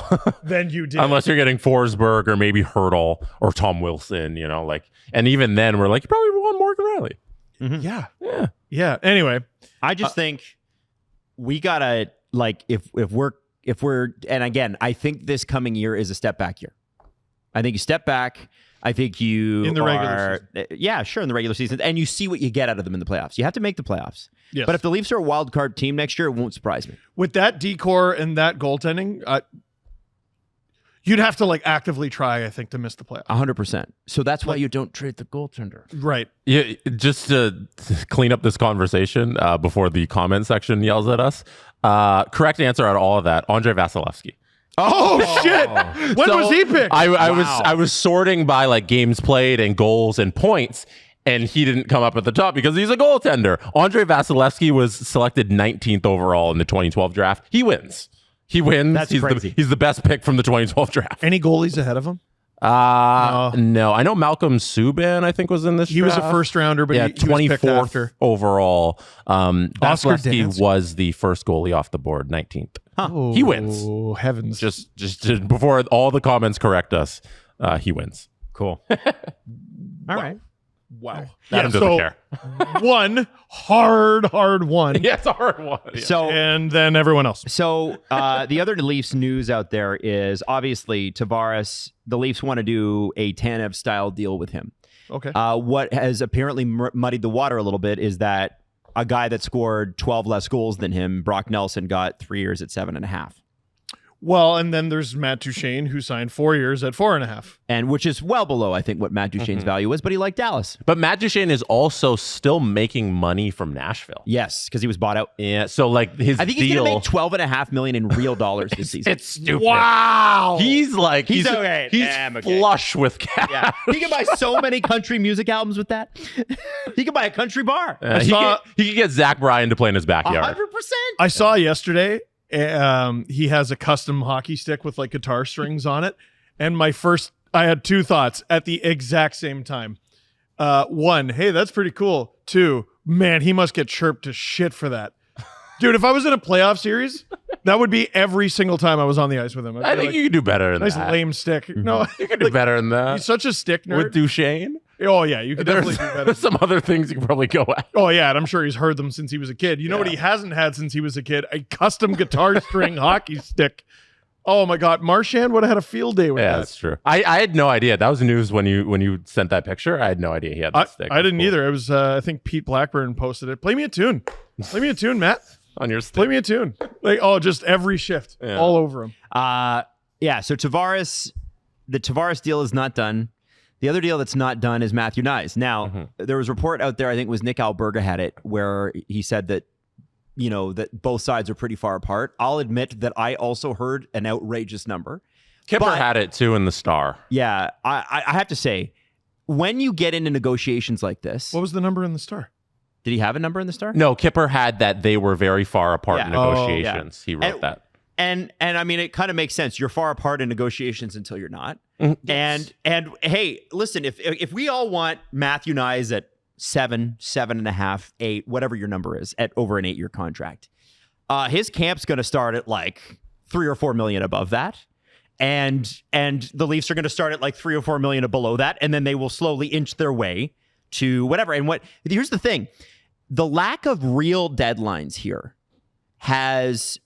it doesn't unless he's an RFA. Yeah, there's no real deadline here to push either side to make a decision. And he's not an RFA candidate in the slightest. No, and listen, if he offer sheet. Somebody said an offer sheet. RFA candidate. Oh, yeah, I think was Franks are falling through like a crazy number, like 11 million over 7 or something like that.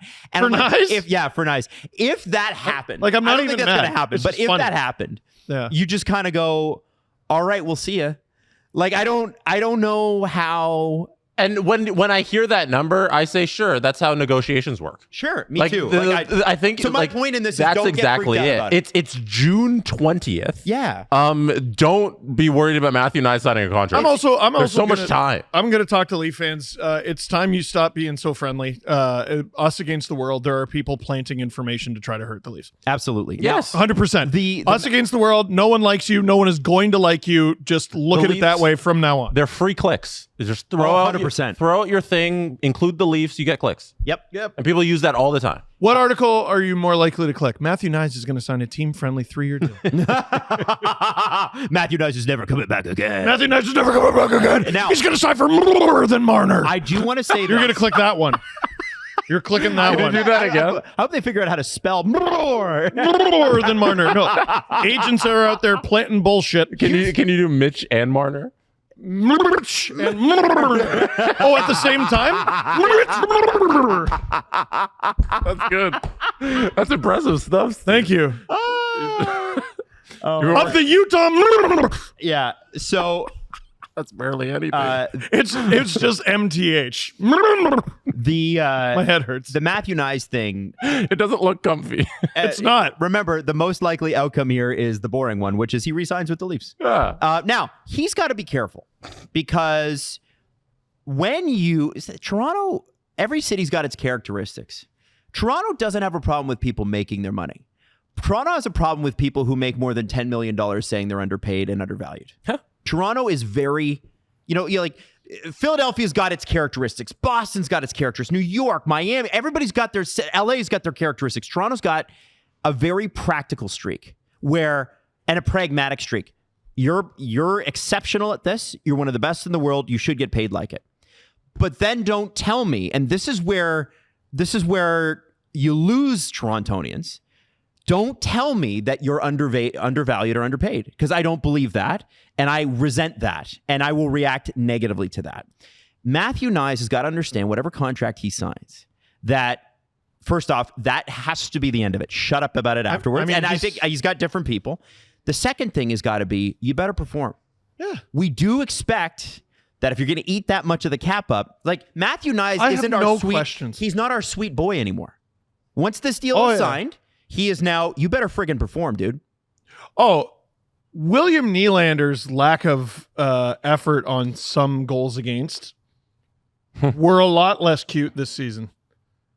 And, of course. Yeah. And he was an elite offensive performer, which was second in the NHL in goals. Yeah, and that was euphoric when he was making 6.9. This is his first year of 11.5, and he lived up to it most nights.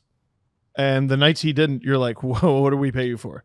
Matthew, it is a burden. So Matthew Knies will have a little bit of that. And Austin Matthews, I think, I feel like the Marner camp, and I think in a certain way they have a point. People were harder on Mitch when he underperformed than they were on Austin. And part of that because of them. The call is coming from inside the house. I know. I just want to say that. I hate his people. Holy shit. When was your last good day? Let me finish the point. Everything's fucked. Can I finish the point? God. Yeah, sorry. Go ahead. My point is, they put themselves out there in 2019 and caused themselves to be a lightning rod for that. Yeah. Not because Mitch is leaving, but I already sense a little bit of consternation about how the Matthews injury, whatever it is, was handled. Okay, so you're going to be healthy after this summer when you sit out 4 months. But you couldn't have sat out 4 months during the regular season and then just got healthy for the playoffs. So who's upset about that? Oh, there are fans that are. I sense a little bit of that. Yeah. And I think that will be under the microscope next year as well when the season starts. I think those are storylines to watch. Yeah. You can leave Mitch in the rear view. He's gone. No. Listen. No, I have to say this. Go ahead. I have to say this. Marner's reputation in the city was that of a Care Bear. We loved this guy. Loved him. What caused fans to fall out of love with him? The way the contract negotiations were handled. The playoff performances and how he faded as series went on. That took a long time. It took a long time for us to notice and be like, hey,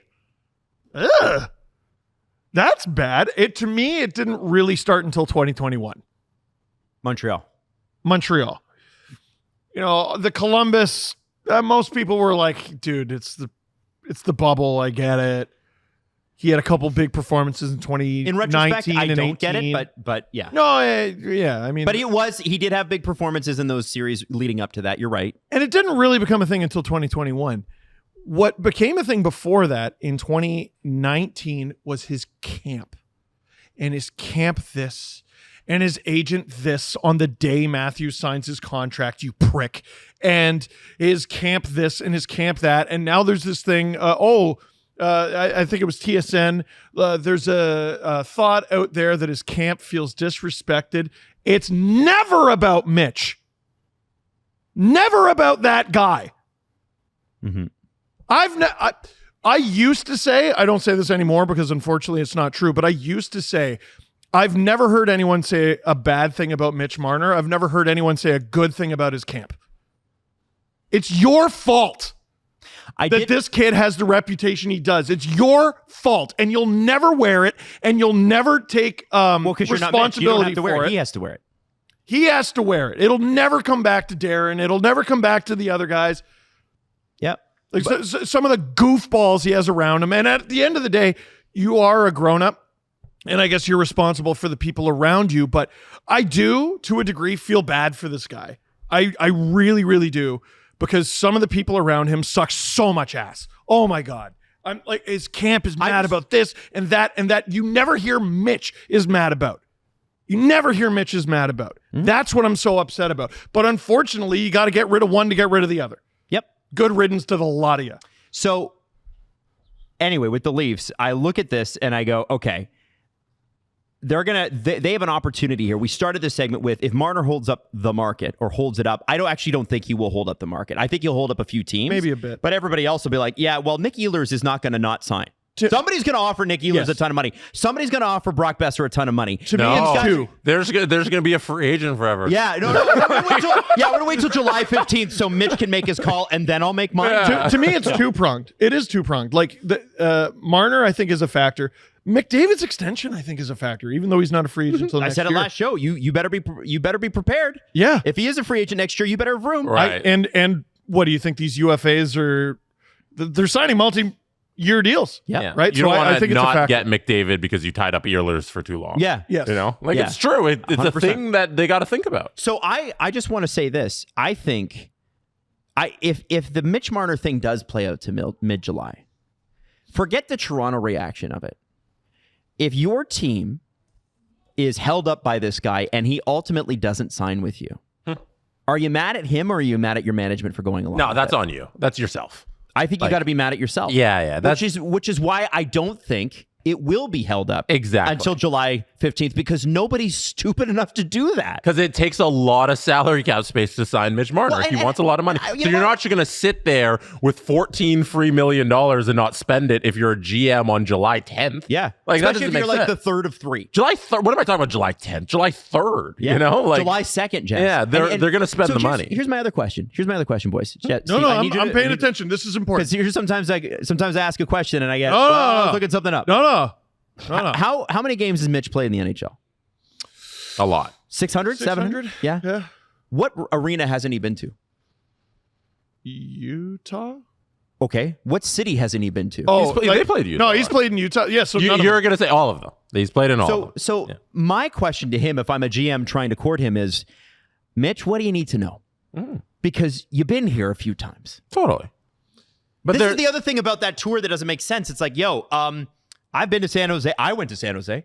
I saw the Tech CU arena where they do all their practicing and where the Barracuda play. I saw SAP Center where the arena is. You've seen everywhere. So that to me feels like that's a plan we would like to happen. That's the management group would like that to happen. I don't think that's going to happen. Yeah, I think there's a pie in the sky scenario for Marner and his people where they get to do that. I assume they want to do like the non-hockey things because there's certain things he can talk to GMs where it's not tampering. Like now that he's a UFA, they can talk openly about everything. He wants to see maybe the housing market and schools and have the people of the local area and the GMs in the front offices court him to live in that city and be a part of those teams. So I understand that. I don't think he's going to have enough time to do all of that, and it'll probably get done within 5 days of July 1st. There was a guy who I would do? Fly to my favorite cities right now. Sure, maybe just on vacation. Do it now. Maybe he's got a newborn. Okay, he's got a newborn. Well, then you say still have a newborn in July. Yeah. So if you really want to do the tour, do it now. Do the tour and now. I'm sure he is, and he's doing his due diligence and all that. Yeah. I don't think this is all that complicated. Let me throw this out there. Okay. There was a Hart Trophy winner who was considered one of the biggest free agents, if not the biggest free agent, the year he was a free agent. And it looked like he was going to sign a big deal. I think it was going to be $8 million times 4 with the Nashville Predators. Whoa. It's crazy money. He ended up signing a 1-year deal. Taylor Hall. You're never going to believe in a million years who his agent is. Darren Ferris. Yep. We're about to find out if he learned anything. Okay, a couple other things. Noah Dobson's name has been out there. Probably not. Matthew Darsh is testing the market on him because he could be an 8-figure guy. That's the quote this morning floating around. 8 figures means $10 million. Noah Dobson's pretty good. He is good. 25-year-old, not an American. Steve PEI did score a bunch of points a year ago before Patrick Waugh sort of took over, and during that, and then during the first patch. Now, last year, everybody in the Islanders had a bad year. It was a bad year. I don't think Noah Dobson forgot how to play hockey. The question is he 30 point, 40 point, 80 point? What is he? And I don't know, after the season he had, that you're not taking some pretty significant risks going, okay, we'll make you a $10 million defenseman. Brandon Montour got his big payday from Seattle. And he went like 30-something, 30-something, 30-something, 30-something, 70-something free agent.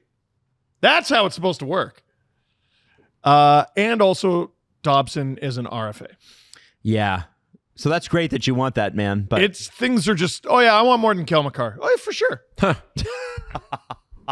For sure. It's a different cap world. Where did he give you that idea? When you played together on Team Canada? You didn't? Make Team Canada. Oh, you didn't? Oh, okay. Make Team Canada. And you want as much? You want more? Yeah. Oh, okay. That's great, man.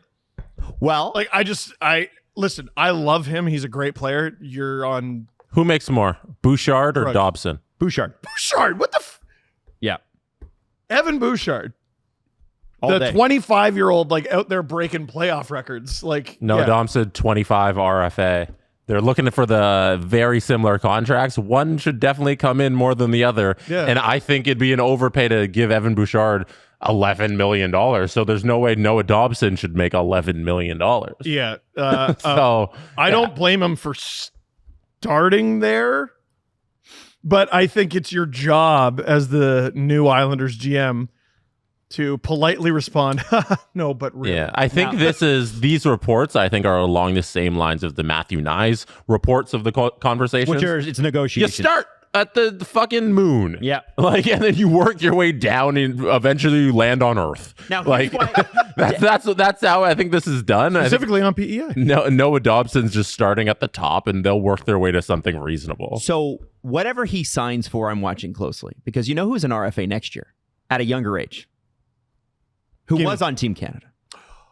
Harley? Thomas Harley. Ooh. Who's only making 4 right now. Who makes more, Harley or Bouchard? I think it's going to be Harley. Or Bouchard. No, Bouchard. Sorry. Bouchard, Dobson, and Harley are all competing. I don't know about that. I think Bouchard makes more than Harley. Okay. And it's because there's the tax-free state thing. We're going to talk about that in a second. That plays into it. But I also think Thomas Harley's Team Canada, he's making more than Noah Dobson. Right. And you know who his agent is? Darren Ferris. Andy Scott, agent for Mikko Rantanen. So I think there's that will be an interesting conversation. Maybe because remember, Dallas is trying to clear a lot of space. You guys saw we did the thing on the Mason Marchment trade. There was a video. We put a video out. Right? We haven't talked about it here. Yeah, we haven't talked about it yet. Yeah. You think they got cap problems now? They're going to have some cap problems next year, too. They have some decisions to make. Now, Mason Marchment goes to the Seattle Kraken for a couple of picks, right? One pick this year, one pick next year. They're mid-round picks, a third and a fourth. And Jeff Merrick tweets out, and then Elliot also confirms today on 32 Thoughts that there was a trade made, no tax state to no tax state in Mason Marchment's No income case. tax. No income tax. And this is just after we were told it doesn't matter. It's a lie. It's a lie, and I'm done. Jonathan Marchessault, the reason he has trade protection is because when he signed in Nashville, he said, if you trade me, I don't want my contract to be worth less money elsewhere. No. I'm too old. One day I'm going to die. I'm done being listened to liars. So it matters. It matters. It matters. You know what? It matters. It matters. It always mattered. It matters now. It's going to continue to matter. It matters. Stop it. So what they wanted to do. So Jeff made a really interesting point, which was you don't want to get out there as a general manager. You sign this guy in a no tax state at a slight discount because it's a no tax state. Mm-hmm. And then you trade him to a tax state or Canada. And they tend to not like it. Because Canada, the agents will tell which you. Which we learned from Alan Walsh is a no tax country. Yes. Wait, the what? Raptors, okay, you can. Yeah. So exactly, this will Steve. blow your mind. What was your response? So what? Exactly. So you'll be blown away by this. But there is a tax sheltering thing you can take advantage of in Canada that was so devastatingly good for the Raptors that the NBA banned it. Yep. What? The NBA said you cannot, if you're an NBA player and you play in Canada, you can't do this. And I forget what it's called. It's like there's like a place. Now, do you have access to all that money? No, but the second you leave Canada and go somewhere else, or you retire, you got it. It's yours. Tax-free. Is that why we got Alan and I Olajuwon at talked the end of about his it on career? the last episode. You'll blow your mind. I'm telling you, please listen to Agent Provocateur, please. Oh, of course I do. I know you do, but I'm just telling the people. He's talking to the audience. The people. I know you do. You were looking at me when you said it. I was like, what? No, I know you do. It's one of the owners. What? It's amazing. And so, but we're getting besides the point. The reality is, sometimes to people, they don't want. What's annoying about it is you don't have access to that money. Yeah. That's annoying. Yes. I want access to that money. So so people that will tell you, hey, the no tax state really doesn't matter. Well, actually does. It incredibly does. Because even if you got to park your money and get it later, well, you got to park your money and get it later. Yes. But I think it matters as much as like everything matters with these teams. Team culture, like media and fans. I want to play in Toronto because I'm from here and I want to play in the biggest market. Yeah. How do you how are you going to create a salary cap system that limits that? Like it to me, and the tax thing, it's like, okay, so you want to live in Texas because it's tax free or whatever, or you're playing for the LA Kings. You could live in Texas for the rest of the year. Mm-hmm. You could have your main residence over there and live in a state income tax free state. And then you're only charged for the 41 home games that you'd play at crypto. Yeah. And then, the other teams in California and whatever, but your road games are taxed differently than your home games. Yep. And you might not live in that state. So how do you create a rule that balances that out? I don't know how that's possible. Right. So I don't think either. it's anything they can do about it. I think it's a thing. I think it's annoying to say that it's not a thing. Exactly. Yes. Acknowledge it's a thing and say there's not much we can do about It's a lie. It's a lie. Yeah. It is a thing, but you can't do anything about it. Yeah. That's done. Hey, you know what? I'll walk away from it. Right? I feel validated. Yeah. Thanks for listening to us, Jesse. Thank you. But Gary Bettman will go on a panel and say, no, for NHLers who've played in the league, this is not a problem. No. And Gary Bettman's a fucking loser for doing that shit. He looks down at all the plebs and dumbers. Just idiots who are beneath him. Oh. What a condescending. Oh. Yeah, no, Gary Bettman's a loser. He said it was bad journalism. He said Bissonnette. He's like, that's first off, Bissonnette's not a journalist. Right. But he called it bad journalism. If I ever interviewed him, it would be my last interview. Yeah, probably would. Hey, Gary, can you shut the fuck up? Actually, sorry. He's gaslighting fans by saying it's not a thing. It's a thing amongst players. They obviously think about it. People within the game think about it. It's just something they can't control. Or do much about. The reality of life is the tax thing isn't something you can control with the salary cap. But you know what you can control? Not having a hard cap. You could have a little bit of an income tax. I'm just saying. Yeah. Sorry, not income tax, a flexible cap. Anyway. This is Alan Walsh and Adam Wilde chatting about the tax thing. Called an on Agent Provocateur. That's the show. The best podcast in the universe. Better than anything Steve Dangle's ever done.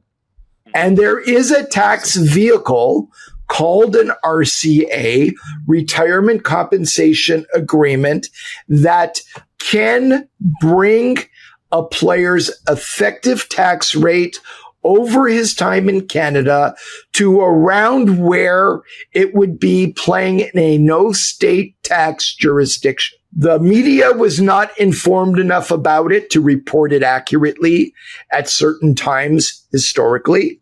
Players were not educated enough on it, and even teams were not educated enough. If I were a GM of a Canadian hockey team, I would have a tax expert, right, at the ready with tax projections, with the whole RCA laid out on every free agent signing, and that would go along to the agent and the player with every offer. Right. Right?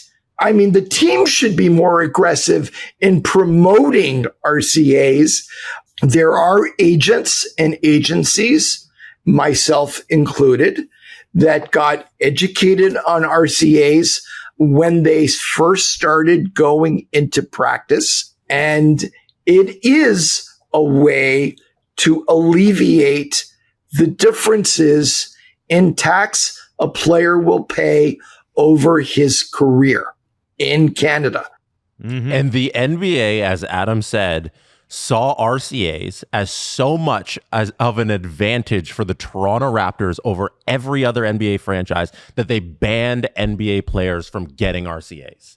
Crazy. So you can do it. Like, where's the media noise about that? And Alan walks the walk. About tax law. Alan walks the walk. A lot of his clients have signed in Canada. I don't think they're scared. Yeah, well, because Octagon also has a pretty, and some of these bigger agencies do have pretty incredible money managers that know the tax laws in every jurisdiction. You did a show with one of them. Yes, and so like I think that's the key. But to say that it isn't an issue, it's an issue. It doesn't exist. It's a thing. It's just so let's not say it's not. You can't regulate it through the salary cap. Now, with the Mason Marchment deal, guys, what's lost in that is Eric Haula was traded from the New Jersey Devils back to the Predators, where he played for a season, and I had almost forgotten that he played there because it was COVID. And what the Devils got for Haula, I think, is comparable or maybe a little bit better in terms per capita than what Marchment got. I feel like the difference is the Devils aren't screwed. The Predators should have got Marchment. He's a no tax state. Why didn't you go get Marchment? Maybe you didn't want to. Well, maybe they didn't want to. So the question in Nashville, though, in the bigger thing is Marchessault is here's what they're calling him. You ready? This is what you don't want in hockey. Big personality. Oh, big personality, and they call Mason Marchment a big personality. Now, I think the Kraken have no personality. So Mason Marchment might bring some, which is good. Let me tell you, I think they lack personality. I think they lack toughness, and he brings that. Mason Marchment scored at a 62-point pace. Mm-hmm. Seattle's leading scorer was Jared McCann with 61. They need a backup goalie so bad, but they might need offense even worse. But Adam, the reason the Nashville Predators didn't do the Mason Marchment deal, which you outlined that resume, that's exactly what they need. Yeah. The reason they didn't do it is because Barry Trotz is bad at his job. Well, he has taken over as general manager of this team, and consistently over and over and over again, he makes bad decisions. And I just don't think he's good at being a GM, but because he's Barry Trotz, he gets the freedom to be the GM, and there's enough evidence that he doesn't know what he's doing. If you're a GM, call him. If you're the president of a team, and you, Mike Babcock, say to your GM, give me your phone, I want to look at your phone. And there isn't a phone call placed to Barry Trotz every day, you fire him. We forget that there's zero evidence to show, and there's zero resume to show that he knows what he's doing in terms of player movement. Well, there's certainly a lot more to show that he doesn't. At the end of next season, if the Predators greatly improve, I'll be like, sorry, Barry. Sure. That so far he's been a madman. Well, they're older, as I said in the video. They're older and wingier, which is what they were too much of last year. He made $3.5 million. He had 21 points. They got him to be probably third line center left wing insurance for Fedor Svechkov, who's a kid and was drafted in the first round in a weird draft. And hey, man, you guys need center help. What happened to Philip Tomasino? Oh, Tommy Novak, gone, right for nothing.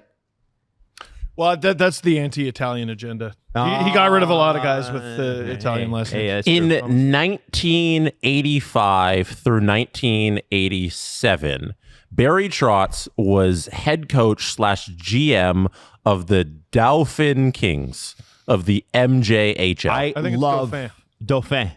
Dauphin. How dare you? By the way, Dauphin was it's the name for prince in French. The Dauphin. Oh, and they're the next Kings. in line. The next in line. And they're the Kings. So from 1985 to 1987, he was GM / head coach. Mm-hmm. From that moment until he was named general manager of the Nashville Predators in 2023, he spent that entire time coaching hockey. And he was great at it. And he was one of the best that we've ever seen in the history of time. He has no experience running a front office.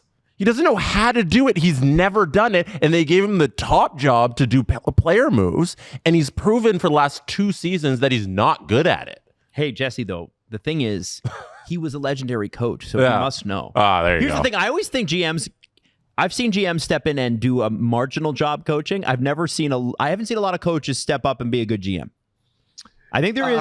It's a different. The point I'm trying to make is a completely different job. Just because you're good at head coaching doesn't mean you're good at making trades and signings. It's not a long list. Like I know Scotty Bowman did both in the 60s and so. There's a different world in 1962 where like the player was also the president. Yeah, and you had player coaches head back coach then. Of the United States, right? And guys had day jobs, and they were also the GM of the National Hockey League. He also worked a landscaping job in the summer. Like that was different. That was his training. Post cap implementation. Like there's a world today where Barry Trotz is just a head coach and doesn't know how to run a front office. Yeah, you sound real highfalutin there. Yeah, well, listen, I used to work those landscaping jobs. Looking down on the working man. Oh, you could have made the NHL. Ryan Donato signed for $4 million per 4 years with the Chicago Blackhawks. Good signing. Yeah, good for them. Career year, $4 million is not going to be any. Even if he underperforms next year, I don't know if he ever gets to the same heights again. If he underperforms, it might literally be good for them. Yeah, on account of Gavin McKenna. But I know you could have got a lot from him at the deadline. Mm-hmm. At some point, the Blackhawks have to warm bodies. They're not rebuilding. Yeah, they're building. They were debuilding.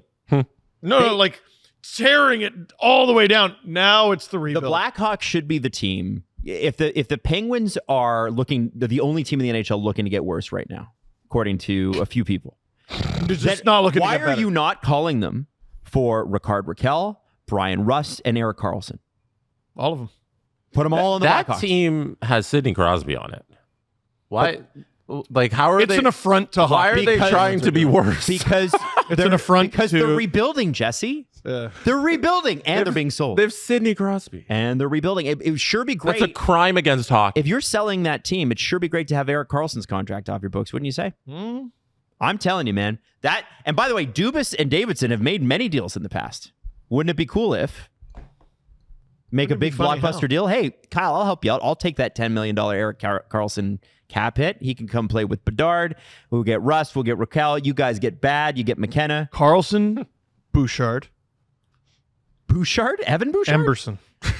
Evan Bouchard? No, I'm just trying to make the craziest offensive, no defense right side in hockey. Oh, yeah. I don't know who they would trade to Pittsburgh. Nurse for Karlsson. 1 for 1. Damn. No, why would they do that? I don't know why they do that. Why would you do that? I'm just kidding. That's not real. Fabian Zetterlund re-signed with the Sens. I'm still not sure why the Sharks made that trade, but maybe because they have a ton of young players coming up. That was an odd one. Zetterlund was a great ad for the Sens. I'm still mad at the Sharks for doing it. Stop making Atlantic teams better challenge. Yeah. Do we call Jonathan Becker at the Sharks and go, hey, man, can you not trade people to the Atlantic? That'd be great. Thanks, I don't think this is the Brandon Hagel deal. No. But it smacks of it. You're like, wait. That guy's good, though. He's the exact age that you need. Why are you... Now, I don't remember what the Sens gave up. I will look it up. Maybe it was worth it. Maybe it was a lot. But, Zetterlund's a good player. He wasn't an unreal Senator. Okay, so Zetterlund was acquired by Ottawa along with Tristan Robbins and a 2024 fourth round pick in exchange for Noah Gregor, Zach Ostapchuk, and a 2025 second rounder. Man, I'd keep Zetterlund. Yeah, I'd rather have Zets. But maybe they feel like they got to open up more roster spots to younger guys. He is a younger guy. He's 24, right? And he's built like a fridge. They loved him down there. When we were, all the teammates loved him. He's built like a fridge. 5'11", 220 for an NHL player. I hate that he's a Sen. Sens fans are smart enough to know that even though he wasn't the greatest with Ottawa after they acquired him, he's going to be just fine. Yeah, he just has to get a training camp in. He's going to be fine. Last thing, very, very quickly, because I know we're running a little long here. There was a really great article by Peter Baugh in The Athletic about the New York Rangers starting from last season and the mistrust with Chris Drury, and I just want to read one part. Incredible piece if you got the time to read it all. Wow. So good. Yeah. Some tough quotes. It reminds me of Michael Russo after Paul Fenton was let go from the Wild. It's that kind of crazy. Yep. Yes. Barclay Goodrow had a 15-team no-trade list in his contract, but the Rangers never asked him to consider waiving it. Instead, he got a call from Drury just 15 minutes before the June 18th waiver wire was published to tell him he would be on the list, which would give every team, with the league worst San Jose Sharks having top priority, a chance to claim him. Had Goodrow cleared waivers, the team could have sent him to the AHL and buried his contract or explored buyout options. Now, several Rangers players met at Panarin's house a couple of weeks before training camp to say goodbye to Barclay Goodrow. Before he left for San Jose. At the gathering, players openly expressed resentment with how Drury had handled the Goodrow and Trouba situations. Because remember, he tried to trade him to Detroit, according to one person who was present. That's interesting. Added another former Ranger who requested anonymity so he could speak freely about his old team. There's some lost trust, clearly, and it's hard to know where that trust was lost. But it's in the room now, and you have guys wondering who's next. That part in particular was very interesting because The Athletic corrected their own reporting. Because they were like, at the time, we got word that everything was good between Drury and the players. And then this is what we've learned now since we've talked to some people who used to be right there. Hey, Steve, didn't you have a similar report last year? I did, and everyone said it never happened. Yeah, it was odd. And then Emily Kaplan, who's extremely good at her job and works for ESPN and reported this from literally right next to the Rangers bench, confirmed what I had reported. And what was it? She's kind of awesome. What was your report? That there was I said there was a players only meeting. Now, I was told it may not have been players only, but players on the Rangers were very outward and vocal about their anger with some of the decisions that Chris Drury made. But it never happened. And it wasn't a meeting. It was just a gathering of people to discuss something. Yeah. Well, and then people really got into the semantics to try and turn down your report. And then there was a player on the Rangers. I don't remember who it was. Trocheck? Might have been Trocheck. And someone was like, well, look, he said it never happened. Yeah. So did Ross. So and they. Hey, there's a report you got caught talking shit about your boss. Yeah. Did that happen? No, it didn't. Confirm that into a microphone. Yeah. Like what? Like of course he's gonna say no. Come on. Or the Rasmus Dahlin report with Biz last year, where it's like, hey, if things don't get better, he's going to request a trade. By the way, that totally happened. He said, I can't do this anymore. Yeah, and they confirmed and they said, well, that they had the meeting. A trade. He just had a meeting. They did the semantics thing where it's like, no, it wasn't exactly like that. Well, yeah, it wasn't exactly, but the general gist of it is correct. Listen, not everything is the 3-on-3 league, guys. Sometimes I know what I'm talking about. Yeah, but sometimes it is 3-on-3 though. Sometimes it is. Yeah. One time. The rest of it's been pretty good. I said the Steve Stais thing, remember? And I was like, oh, shit. But you were right. Oh, yeah, it took me months and months to be right, but I was right. Nick Kyprios reported before the 2021 season that Shea Weber was going to retire because he had a bad injury on his foot. Yes. And everybody's like, you're full of shit. You don't know. They go to the finals. He never plays another game again. Kipper was right. He was just right too early. He was like 2 years too early. Yeah. But no, he nailed it. He's like, this foot injury is going to take his career up, or whatever it was. But anyway, and he thought it would have been a little sooner. And then Shea Weber pushed through because Shea Weber is a magical unicorn. Yes. Who should be in the Hall of Fame, and he is. You think? Oh, first ballot. First ballot. And I think that's the bar for first ballots. Yeah. If Shea Weber's in, a couple other guys should get in. They've made the Weber bar. That's what I'm calling it from now on. When we went through that, listen, he's a Hall of Famer. First ballot. First ballot is insane. That's wild. Yeah. So the Hall of Fame is the Weber bar. Yeah. All right. Yeah. Let's wrap it up. I hope everybody has a great week. And I do want to say a quick shout out to everybody at Sport Check. This is our last show here at least for now. And it's been an amazing 2 months. So shout out everybody at Sport Check, their entire staff who has put up with us. Steve never wore the Sens jersey in Maple Leaf Square. Turn it around. Nothing on it. What are you talking about? Steve Dangle Podcast. Follow the guys on Twitter at Steve_Dangle, at Adam WYLDE, and at Jesse Blake. Connection complete.